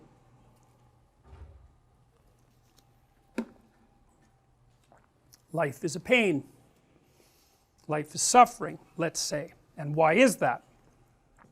Well, it's because you can be broken, hurt, and destroyed. And so that seems pretty self-evident. And worse, you know it. And that makes people unique. Like, that's our self-consciousness, right? That's really what separates us in some sense from other creatures. I mean, other creatures have some self-consciousness, like a chimp can learn to recognize itself in a mirror, and so can a dolphin, but you know, that's pretty bare bones self-consciousness, you know. Real self-consciousness is the knowledge of your borders, and not only in space but in time. And as far as I can tell, human beings are the only creatures that have discovered the future, and that's really good because we can plan for the future, but it's really bad because, you know, the future's finite, and that's a big shock to the old system. And it's the existential burden that everyone bears, and it's associated integrally with suffering. And so then you think, well, life is suffering, and it's finite, and that's part of the suffering. That's part of what makes you question the value of existing, and maybe the value of existence itself. So then what do you have to use as a weapon against that? Well, you know, we talked a little bit about responsibility. That seems to work, you know. The amount of responsibility that you adopt in relationship to things seems to increase your meaningful engagement. And you might say, well, what's the most meaningfully engaged activity? And you might say, well, how about a little reduction in the old suffering, you know?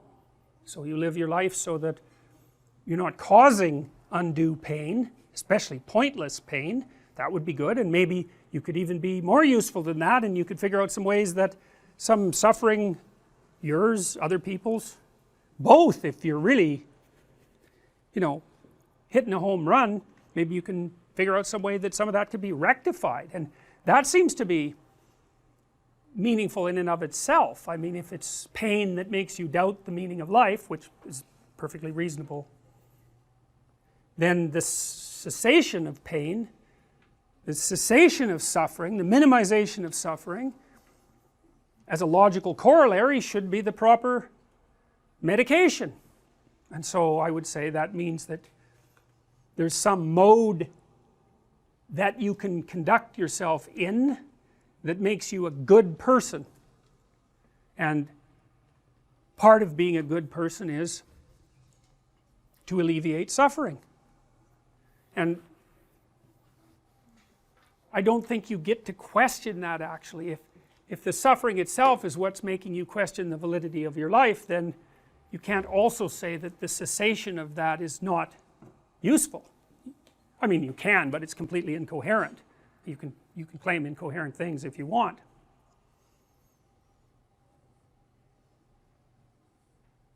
So then I would say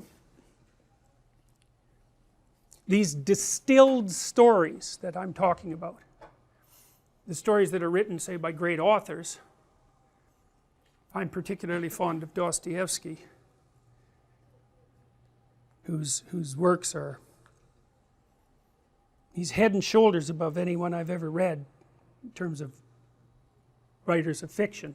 He deals with the hardest questions that human beings face, and he has characters on both sides of the argument, and they really lay out the arguments. It's not like Dostoevsky, you know, he's got a belief, and so he has a character, and that character has his beliefs, and that character always wins the arguments. That doesn't happen in a Dostoevsky novel at all. He sets up a character, and then he sets up like 3 or 4 antagonists, and those antagonists, they're not straw men, they're like iron giants. They just stomp his protagonist, you know, and the whole thing is a war between these different conceptions of being, and it's amazing to see, it's amazing to read.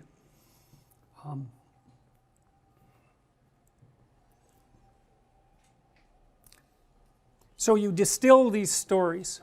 Great authors distill stories. Great storytellers distill stories. And we have stories that are very, very, very, very old. Those are usually religious stories of one form or another, but they can be fairy tales. Because fairy tales, some people have traced fairy tales back, you know, more than 10,000 years. And so they're part of an oral tradition. And oral traditions can last for tens of thousands of years. And you know, it's a story that's been told for 10,000 years is a funny kind of story. It's like people have remembered it and obviously modified it. It's like the game of telephone, you know, where I tell you something and you whisper it to the person next to you and so on. It's like a game of telephone that's gone on for, you know, 1,000 generations, and all that's left is what people remember, and maybe they remember what's important, because you tend to remember what's important. And it isn't necessarily the case that you know what the hell it means. You don't know what music means, but you know, that doesn't stop you from listening to it.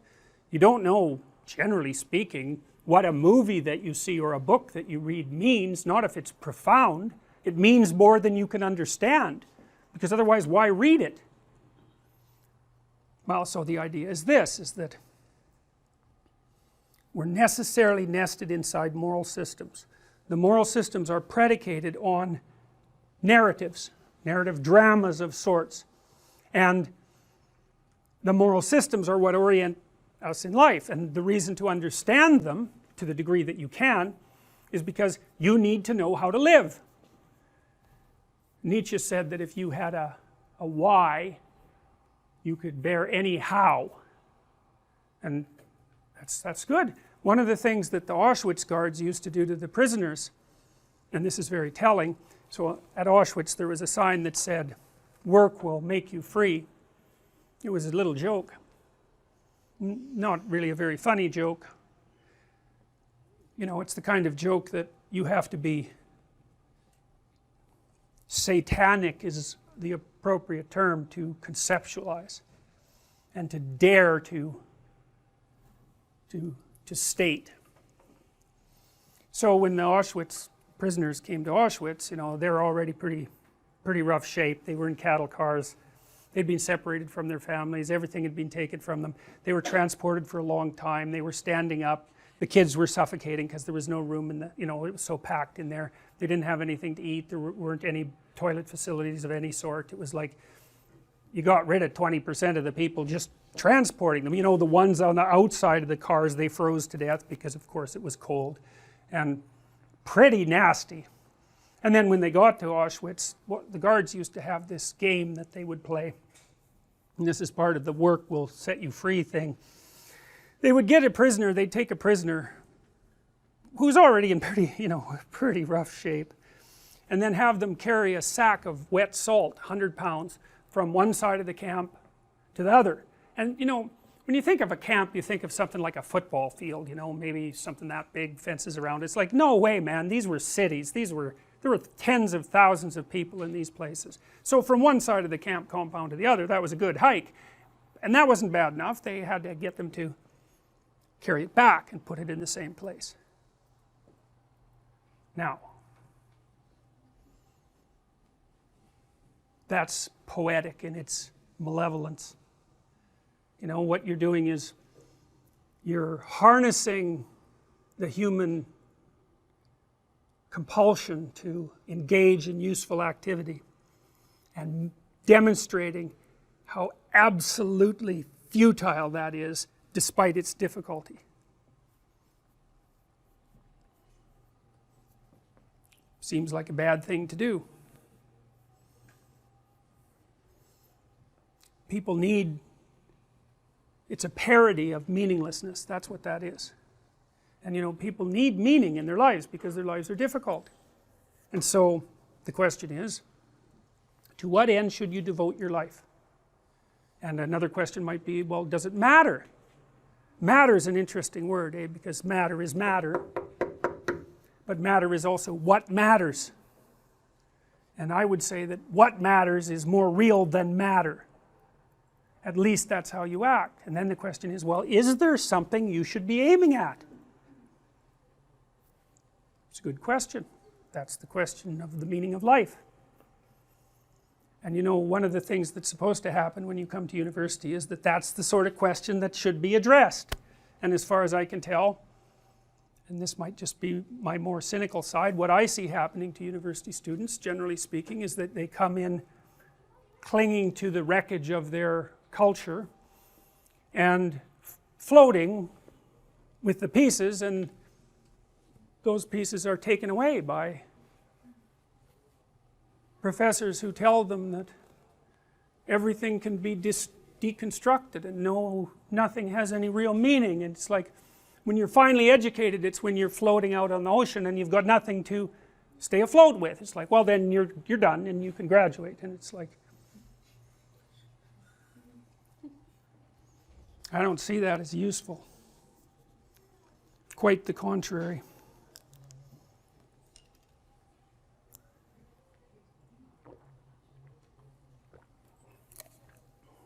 So let me tell you a story.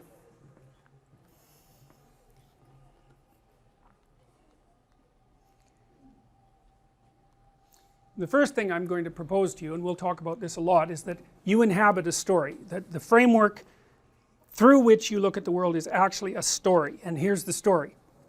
The story is you're somewhere and you're going somewhere.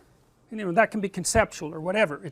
But there's a gradient between where you are and where you're aiming at, which means no more really than you're doing something while you're sitting there. And hypothetically, you're aiming for something better. And so you're in a state of insufficiency, always. The insufficiencies change, and then you're trying to rectify the insufficiency, and you presume that your current state is less preferable to the state that you're aiming at. And then the way that you bring those two together is sometimes you can do it through thinking, but fundamentally you do it through action. You do it through acting in the world. And so that's sort of the answer in some sense to the mind-body problem. You have a conceptual structure, but when you implement it, you're implementing it not abstractly, you're implementing it through action. And so that's the basic story. It's not a very interesting story, but it's the framework through which you view the world. So it's a value-laden framework. Otherwise you wouldn't be able to act and you wouldn't know what to look at. So it's a value-laden framework. You look at the world through a value-laden framework. So then we might say, well, what is the optimal value-laden framework? That's what we're going to try to figure out. Now, I told you about the war that went on between the communists and the West and how that obsessed me. And so one of the things that I really wondered about was, well, was this just an arbitrary thing?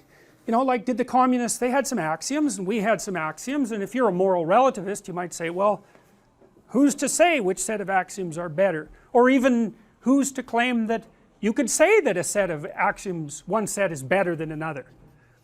That's a moral relativist claim, and fair enough.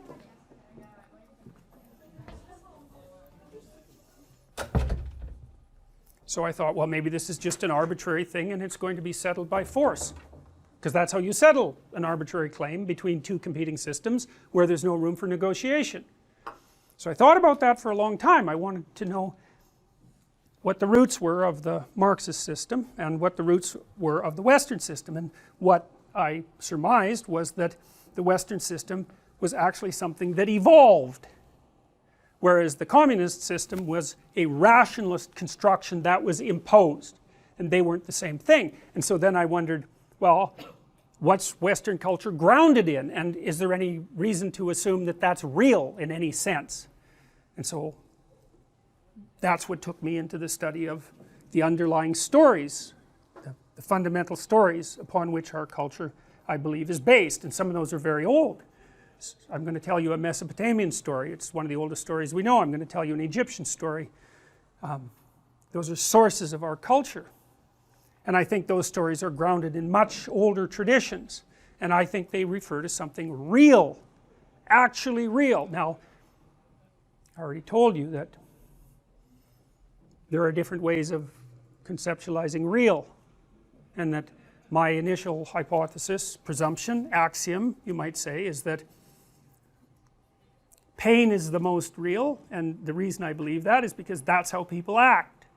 Now, you can criticize that. You can certainly come up with an alternate conceptual framework, which the scientists have, because they believe that the most real thing is matter.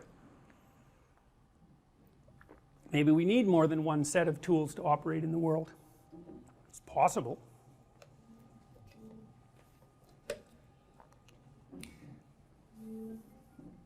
So now I want to tell you what I think the fundamental constituent elements are of stories. And one of the things that I hope is that knowing this will make you immunize you against ideology. And the reason, because I believe that ideologies are fragmentary meta-narratives, and they have their power because they're grounded in the meta-narrative, but they only tell part of the story. But they have power because they're grounded in the fundamental narrative. And so here's the fundamental narrative as far as the characters, let's say. We're going to say that people are prone to characterize the world. We're social primates, we're social cognitive primates, so we tend to see the world through the lens of a social creature. And so, and partly because we're concerned with acting in the world, and the world is mostly other people, then we conceptualize the ground of that structure for action in characterological terms. So the most fundamental reality is chaos. And chaos is what you don't understand at all. You can't even conceptualize it. You come into contact with it in bits and pieces. When the towers fell, when the Twin Towers fell, chaos reigned for a few days. Everyone was shell-shocked. And that was chaos. And chaos is what you experience when your story falls apart. And that's a descent to the underworld. That's chaos. And basically you live in order and chaos. And order is where, when you do what you think you should do, what you want to have happen, happens. That's order. That's explored territory. And chaos is when you do what you're supposed to do to get what you want, and it doesn't happen. And then that place that you're magically in when that happens, that's chaos.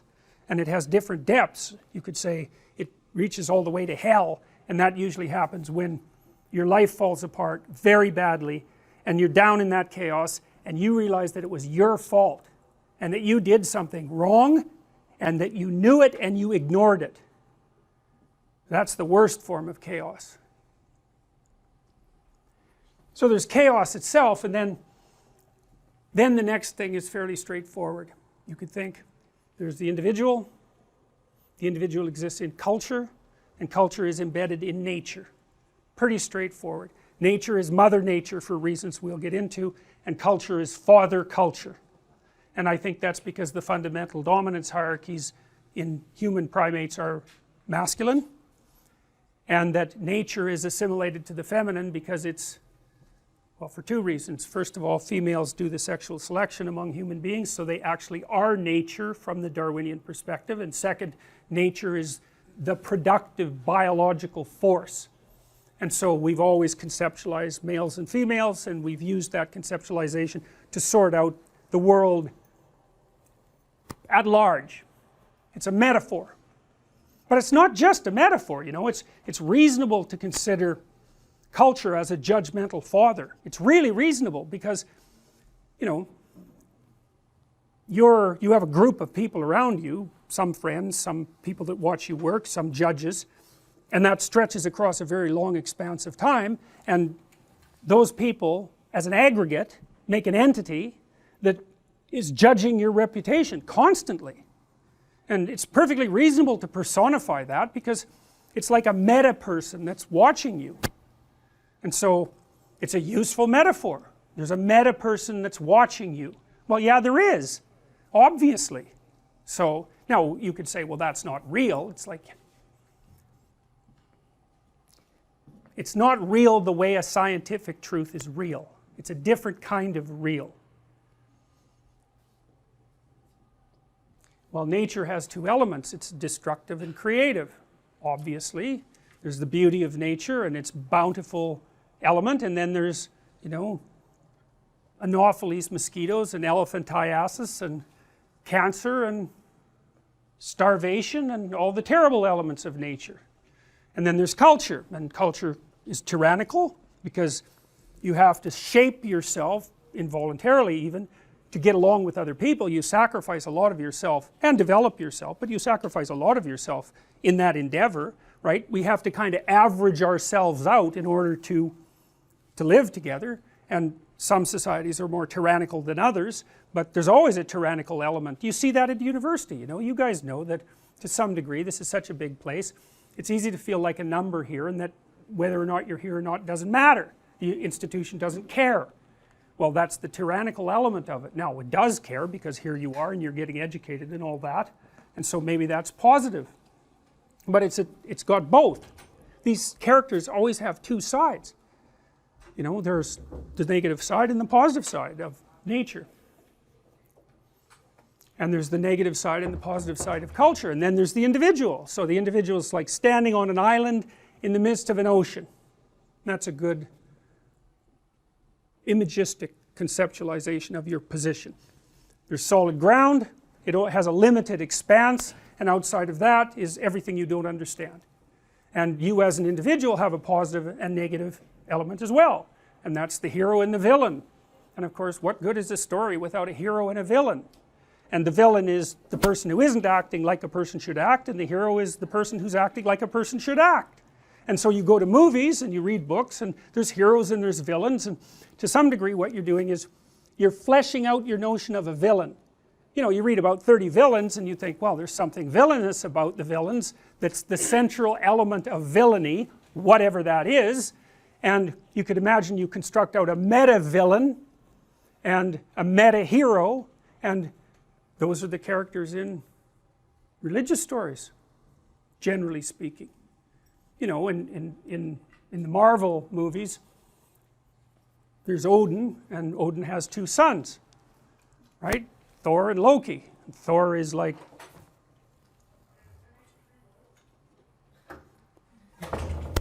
Thor is the world-redeeming hero, and Loki is the trickster who wants to bring everything down. And you have to recognize that in yourself, or it's useful to, because otherwise you underestimate. Is this positive psych? No, it's maps of meaning. Positive psych. It's definitely not that.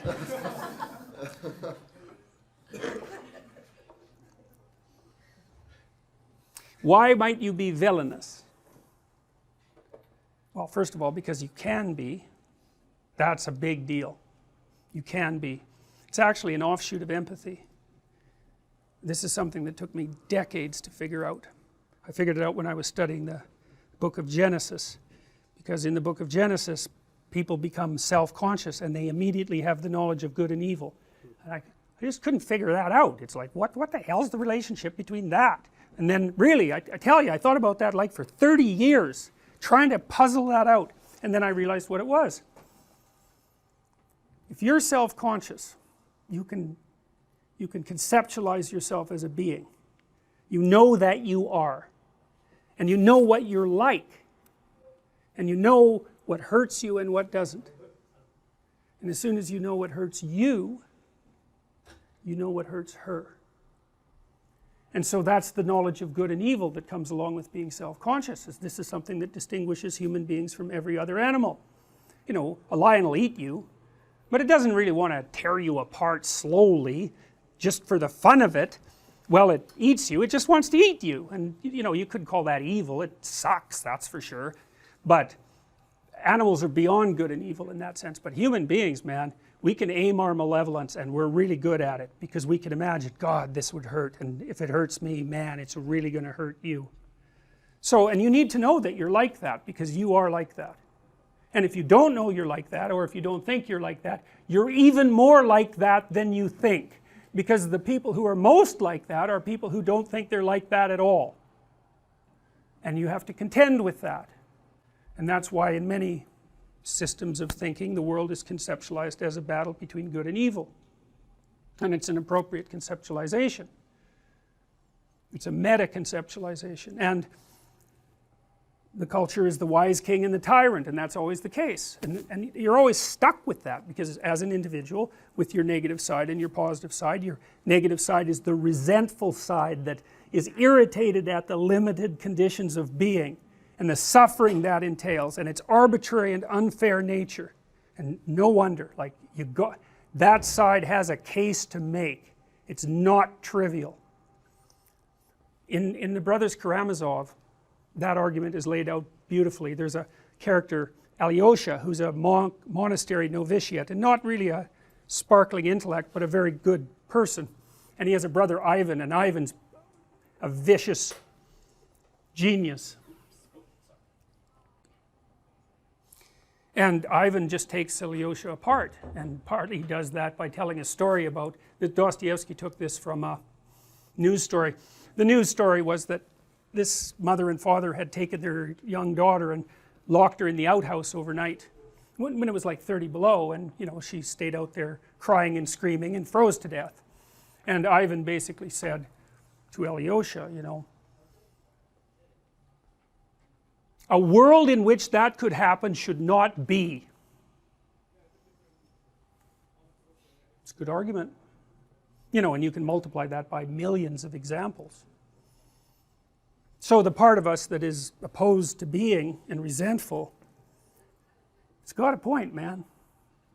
The problem, as far as I can tell, is that if you act that out, then it makes what you're objecting to worse. Now, you might be happy about that, and you might think, well, people couldn't be consciously pursuing that, but yes, they can. I would recommend a book called Panzram if you're interested in that sort of thing. It's a book written by a man who raped 1,200 men and killed dozens and burned things down to the ground every chance he got, and tried to start a war between England and the US, and who was aimed at nothing but mayhem. And he wrote an autobiography at the request of a doctor who had befriended him, and he tells you exactly what he did and why.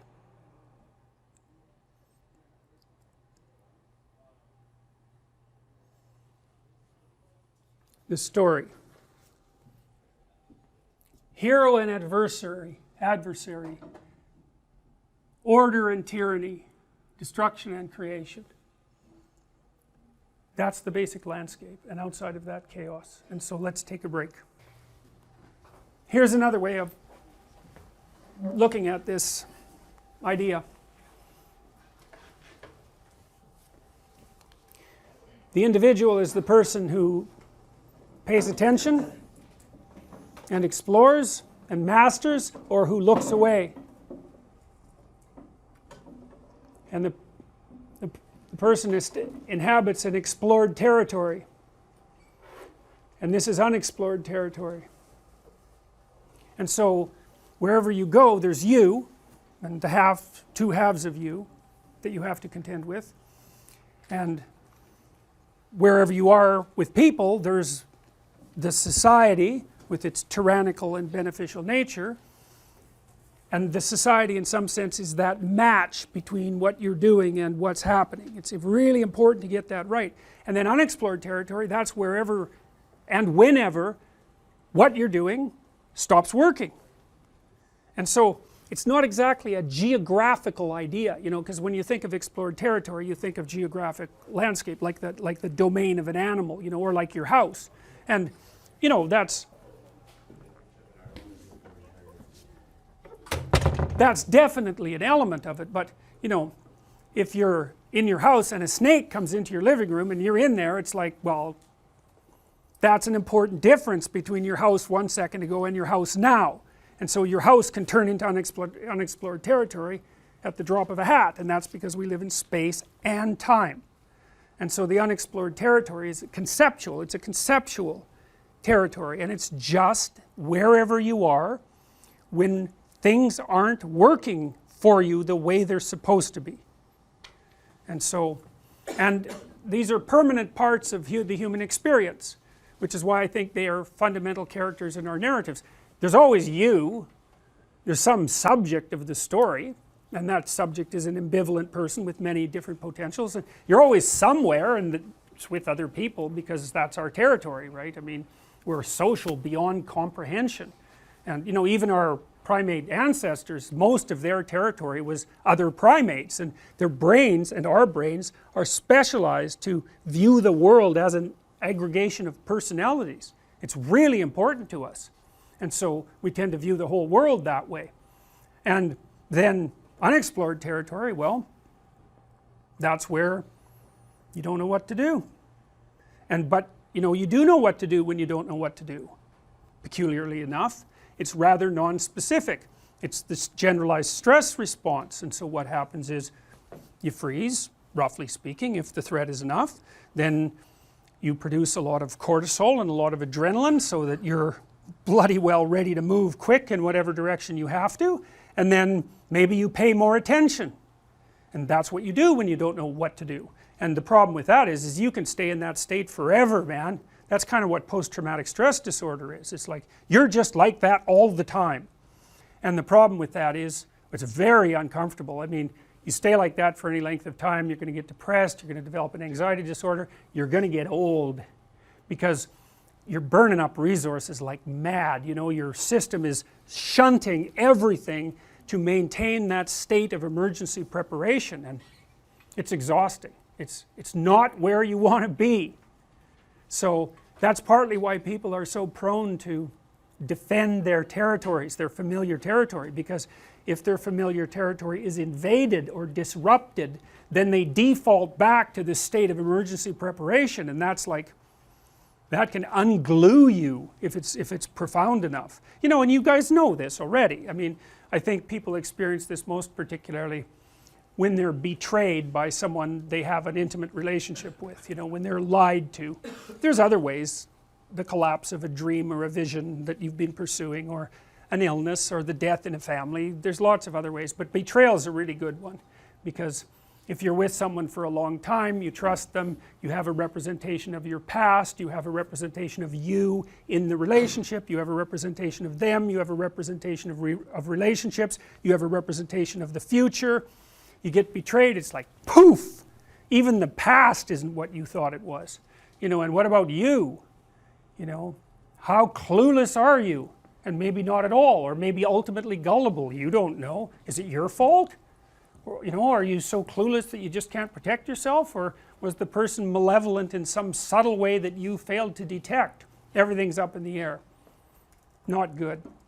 And this idea that human beings travel to the underworld and come back is like, it's a really useful thing to understand, because we do that all the time.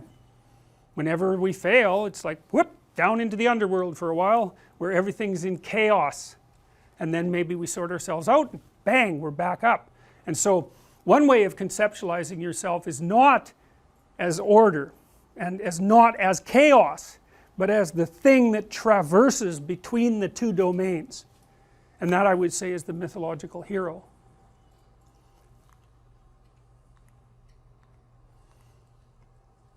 So I'm going to start talking to you about Pinocchio a little bit, weirdly enough. I hope you enjoy this. And the reason I want to do it is because I want to put some, I want to bring what I told you abstractly down to earth, and then you can start thinking, well, do the conceptions that I've introduced to you, are they good for anything? Do they help? That's the order, descent into chaos, re-establishment of order. That's Paradise Lost, Profane History, Paradise Regained. It's the classic comedy, and that's the story of life. And so the question is, how do you manage it? And so that's a question you really want to know the answer to. So you'll pay money, weirdly. You'll line up and pay money to see a story about that, even if you don't even know that that's what the story is about. And the reason for that is that actually part of you does know what the story is about. You know, your cognition has multiple layers.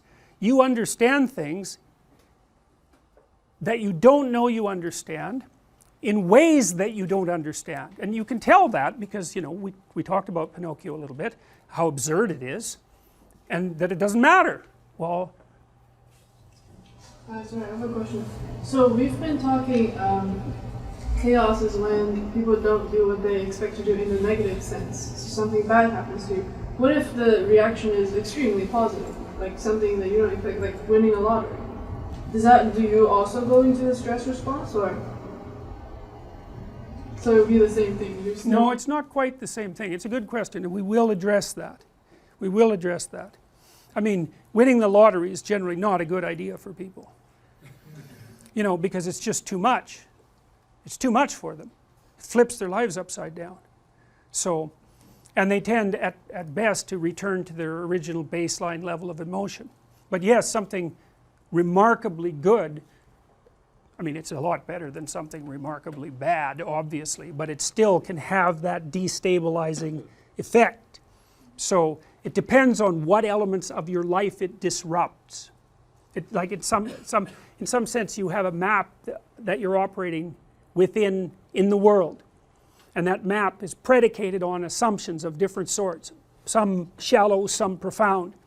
When the profound assumptions are devastated, huge chunks of the map are invalidated, and that can happen sometimes when dramatically positive things happen as well. So, but the fundamental rule is the more of your axiomatic presuppositions are disrupted, the harder it is on you. You know, like maybe you quit your job because you won the lottery. It's like, hey, I'm off to the beach, I'm going to drink margaritas. It's like, that'll work for about 4 days. You know, you do that for 3 months, you're a beach alcoholic. It's like, that's a real improvement. You know, so it's not that easy. And often too, if you take people out of their routine, you know, they just flounder. Their circadian rhythms go, they don't eat properly, they don't know what the hell to do. You know, so this is often why people have such a hard time when they retire. I'm going to retire and relax. It's like, if I relaxed for 2 weeks, I would die. You know, I need something to do. I need to be engaged in something. So, okay. Pinocchio, Disney movie, an early one, a masterpiece. And so I'm going to walk you through it, and I'm going to tell you what I think it means, and you can tell me if you think that that's useful. And I'm only going to do that for about 10 minutes today because I do want to cover some of the details of the class, and then next class we'll continue with this. So the movie opens with the opening credits, which are carved wooden signs, which is like a hint, you know, because Geppetto's a carver. And it starts with this song, which was actually quite a popular song, and it's a bit of a, what would you call it? I don't think the poetry is particularly profound, but it was a song that people liked and people still listen to, and it sets the tone for the movie, which is what music does. One of the things that's really interesting about movies, that's really mysterious, is that, you know, if you go to a movie, there's almost always a soundtrack, right? If you go to a movie and there isn't a soundtrack, it kind of feels empty. It feels like there's something missing. And you know, it's as if the music, you know, when you go to a movie, there's lots of things you can't see. The characters are only partial, and you don't know anything about their background, so it's like a low resolution thing. And what seems to happen with the music is that it provides the emotional background, the complex context, let's say. It's like a substitute for the context, and it guides you in your perceptions of the movie. It gives you hints about what's going to happen, and the funny thing about that is that we just don't have any problem with that.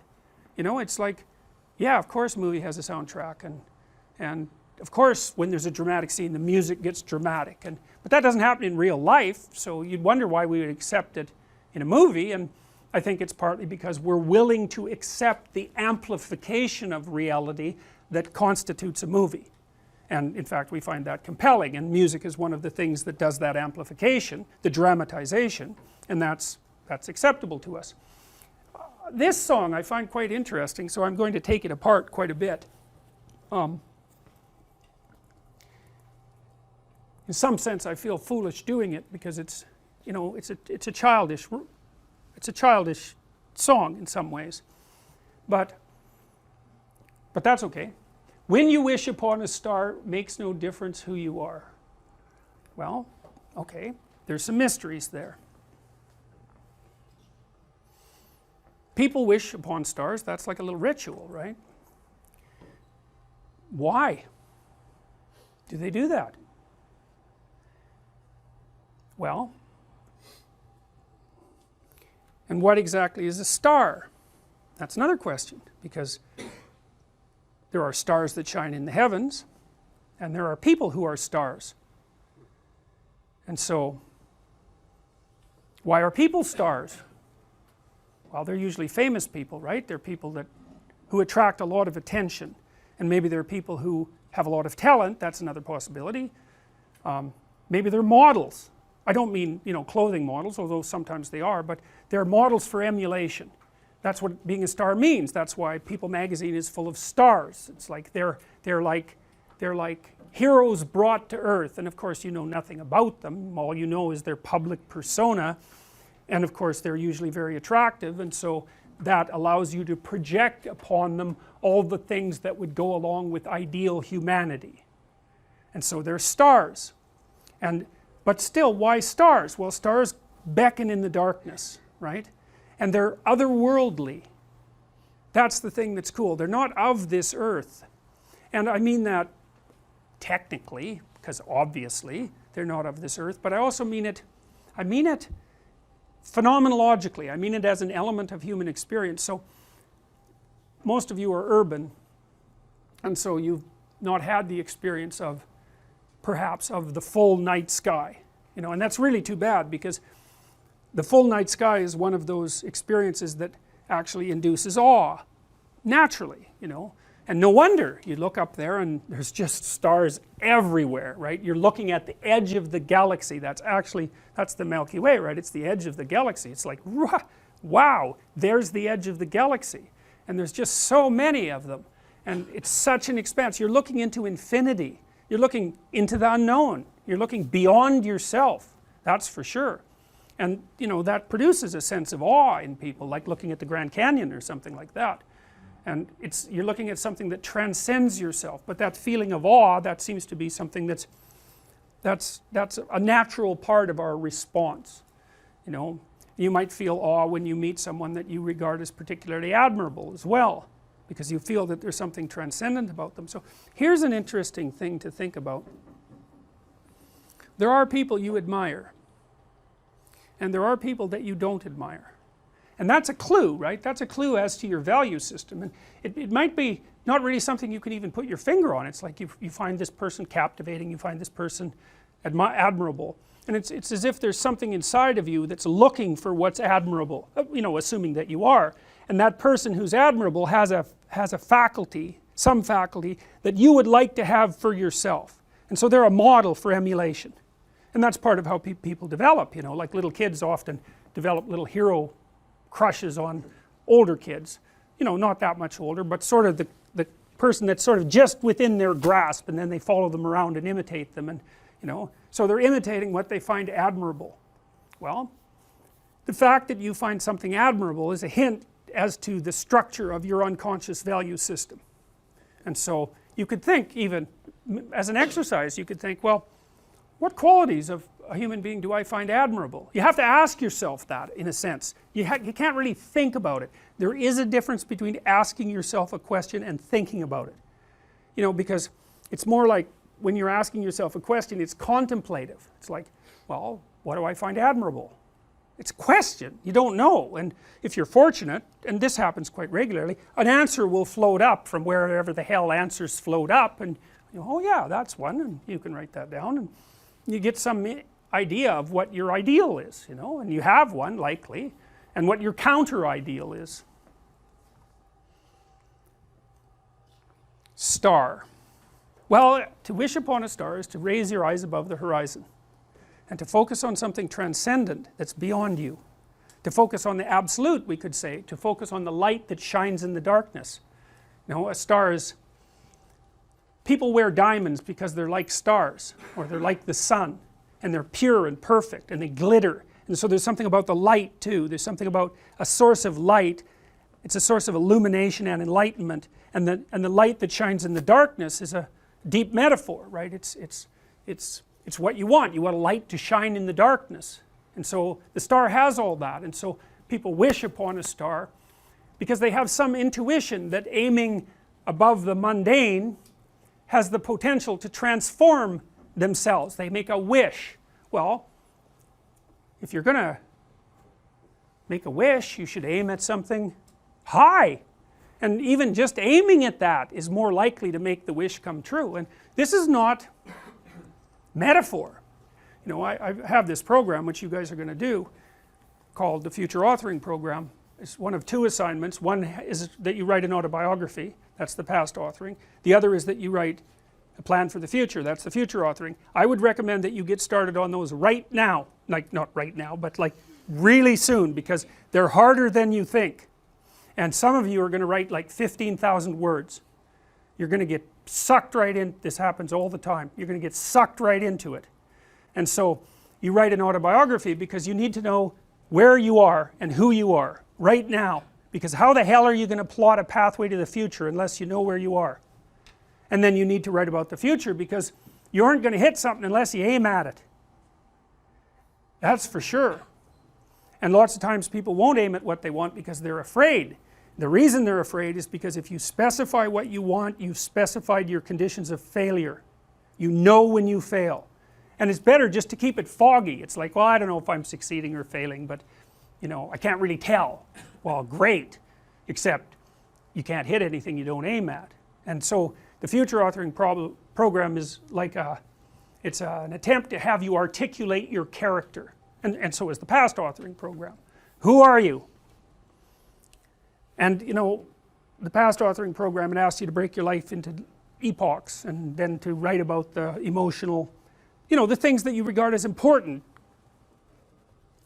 events that have shaped who you are. And you know, you may find that some of that writing makes you emotional. And I would say, if you have a memory that's more than 18 months old, roughly speaking, and when you bring it to mind, it has an emotional impact, especially a negative emotional impact.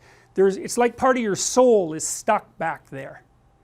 And I know that's a metaphorical way of thinking about it, but what I mean is that the reason that you still experience the emotion is because you have not solved the problem that situation faced you with. It might be a real problem, like maybe you got tangled up with someone who was really bad, and that's rough, man, because you've got to come up with a theory of malevolence to deal with something like that, and that's no joke. But if it still produces emotion, it means you haven't solved the problem, and your brain is still tagging it as threat. It's a part of your territory that you did not master. Threat, threat, threat, threat, threat.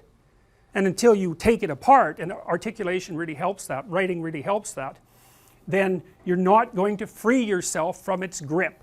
And that might not be that pleasant. I mean, this is one of those situations where doing it tends to produce a decrement in people's mood in the short term, but quite radical improvements 3 to 6 months down the road. you know, and it's often the case that you unfortunately have to do something you don't want to do in order to progress. It's very, very common. So, and the future authoring program asks you about different dimensions of your life, like, because you're, you know, you can think of yourself as a personality inside your head, but you're nested in systems that transcend you, and they're just as real as whatever's in your head. It's like, well, what do you need for life? Well, that's pretty easy actually. Some friends, that's a good thing. Intimate relationship, that's a good thing. A family, you know, either the one you're going to produce or the one that you come from, where people to some degree love and care for one another. That's a good thing to work on. You need some plan for your career. You've got to fit in somewhere that people regard as important and that they'll trade with you so that you can live. You need something worthwhile to do with the time that you're not at work, and you need to pay attention to your mental and physical health, and you need to regulate your use of substances, which is a strange one, but alcohol does lots of people in, so it's worth thinking about. That's why we put it in there. So then it's like, okay, what the hell do you want? What do you want from your friends? What do you want from your family? What do you want from your career?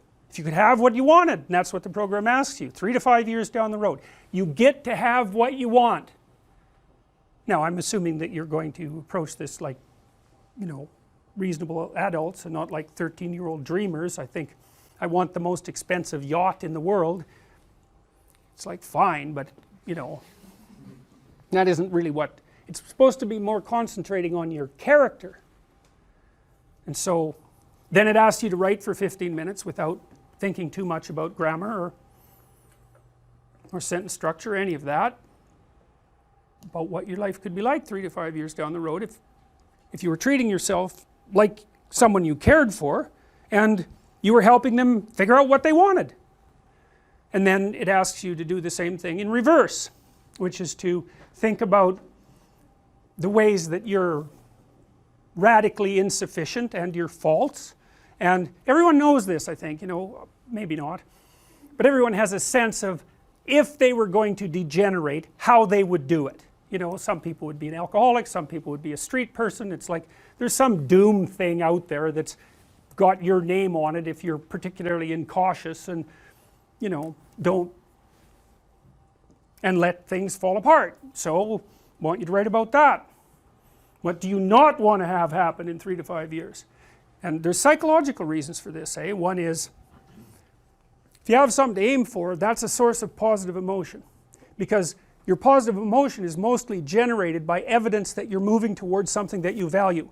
It's not generated so much by accomplishing something, because when you accomplish something, you're just left with the problem of whatever you're going to do next. So you graduate from university, it's like, you know, hooray, one day you're at the peak of your undergraduate university career, the next day you're unemployed and looking for a bad job at Starbucks. So, you know, well, you see what I mean. It's, you know, it's that, you know, one problem that you solve is replaced by another problem, and so the idea that you're going to be happy when you solve all your problems is like, haha, good luck with that theory. But you know, if you're aiming at something worthwhile and you really believe it's worthwhile and you've thought it through, you know, so that you're not weak, you've got your damn arguments mustered, then when you make progress even a little bit, you think, hey, that's all right, and you get a little kick, you get a little dopamine kick, and that's what you want, because that's where your positive emotion comes from. You can use cocaine if you want, but but you know, that tends to have relatively detrimental medium to long-term consequences, but it activates the same system. So you have to be aiming at something, and you should be aiming at something that's realistic, that you want, that you could get, you know, like not easily, because if it's easy, in some sense you've already got it. It's got to push you, that's part of the pleasure actually, because there's two things that you want to do when you're pursuing something that's important, and one of them is to get the thing that's important, but the other is to make yourself better at pursuing things, right? So you can get both of those at the same time. You're aiming at something and you're increasing your competence. It's like, that's a good deal, that's a good deal, and there's a lot of intrinsic meaning to be felt in that. And then the second half of the program, you write out a plan, for how you're going to do it and how you're going to keep yourself on track, and you're going to write about why it would be good for you if you did this, and why it would be good for your family, and what possible benefits it would have to the community, you know, because you want to nail this thing down, and then you want to figure out what kind of obstacles are going to come up and how you might overcome them and how you might keep yourself on track and all of that. And we know, because we've actually done a lot of research on this particular program, that if university students do this, and this is more true if they're not too well oriented to begin with, if university students do this, they're about 25% less likely to drop out, which is a lot, and about their grade point average increases about 20%. So hooray for that, you know, because you never know when you develop an intervention if it's going to work. There's also evidence, but not from my lab, that doing such things improves your physical health, and I think the reason for that is that, you know, when you go over your autobiography and you scour out those negative places that you're sort of dragging along with you, it lowers your overall stress load, because your brain is kind of, I think it's calculating how dangerous the world is by attending to the ratio of successes to failures that you've had in your life, something like that. And so, you know, if there are holes in your map that you could still fall through, then your brain regards the territory still as a bit on the dangerous side, and then you're more prepared for emergency action, and that's hard on you. So you want to go back there and fix up those experiences to the degree that you can. Now, those are going to be peer graded. Now that's complicated, but here's how you do it. Write the thing so that you have written it for you, and then take everything out that you're not comfortable sharing with other people. And so there's a couple of reasons I do it that way. One is just that there's just no other way to do it, because if I want to do this with you, the grading load is too high to do it. So I thought, well, it's still worth doing, and because this is a class about narrative and about self-narrative, it's the right thing to do. And most of you are graduating soon, and it's like, it's helpful. I think you'll find it very helpful. That's what students report. And so you'll each read, 3 people will read each of your offerings and give you a grade, and then you get the average of the best 2 grades, and they're supposed to provide you with constructive feedback. And constructive feedback is sort of mostly what did you do right, you know, and maybe some hints about where you could flesh it out and all that. But so that's that, and you need to write an essay. This is all detailed on the website, and that's the website. If you go to jordanbpeterson.com, on the left there's classes. If you click classes, you get a bunch of tabs, and one of the tabs is Psych 434, and that's obviously this class. And so there's some extra readings on there, and a list of how we're going to go through the course. The dates aren't right, I got to update it, and I haven't finished that yet, but the rest of it's pretty much the way it is. This writing program is an online program, and it guides you through the process of doing it. But really, I would really recommend that you start like this week, because it also works better if you do it over time, and it seems like in bursts of writing, you know, and to sleep in between episodes, because that's when your brain consolidates its new information. And I would say do it meditatively, you know, ask yourself, it's a different way of, it's really funny what happens when you ask yourself questions, because part of you will answer, and you don't know what the answer will be, but an answer comes almost always. And you know, like you think, well, what happened to me when I was 6, around 6, that was important, and through some mysterious process perhaps a memory will come to mind. And so there's a test, so there's these 2 assignments plus the essay. The essay can be in anything you want that's related to the class. You have to make the case that it's related to the class, so it's an opportunity to, you know, to write about something you want to write about. And there's a final exam, and the final exam, if you read the book and you come to the classes, you won't have any problem with the final exam, because it's not tricky, it's just a survey of what we've gone through. And so I did that. I didn't have that to begin with, but you know, you need a carrot and a stick, because you guys are busy, and you know, you're going to triage and do the things that are crucial and perhaps not the things that aren't, and no wonder. So I had to make this crucial, because otherwise you won't read it, and that's partly because it's hard. And so, but hopefully the course lectures will help guide you through it. And that's about that. So I'm going to tell you a bunch of stories, and I'm going to try to explain what they mean. And what I hope will happen is that the world of narrative will open up for you, and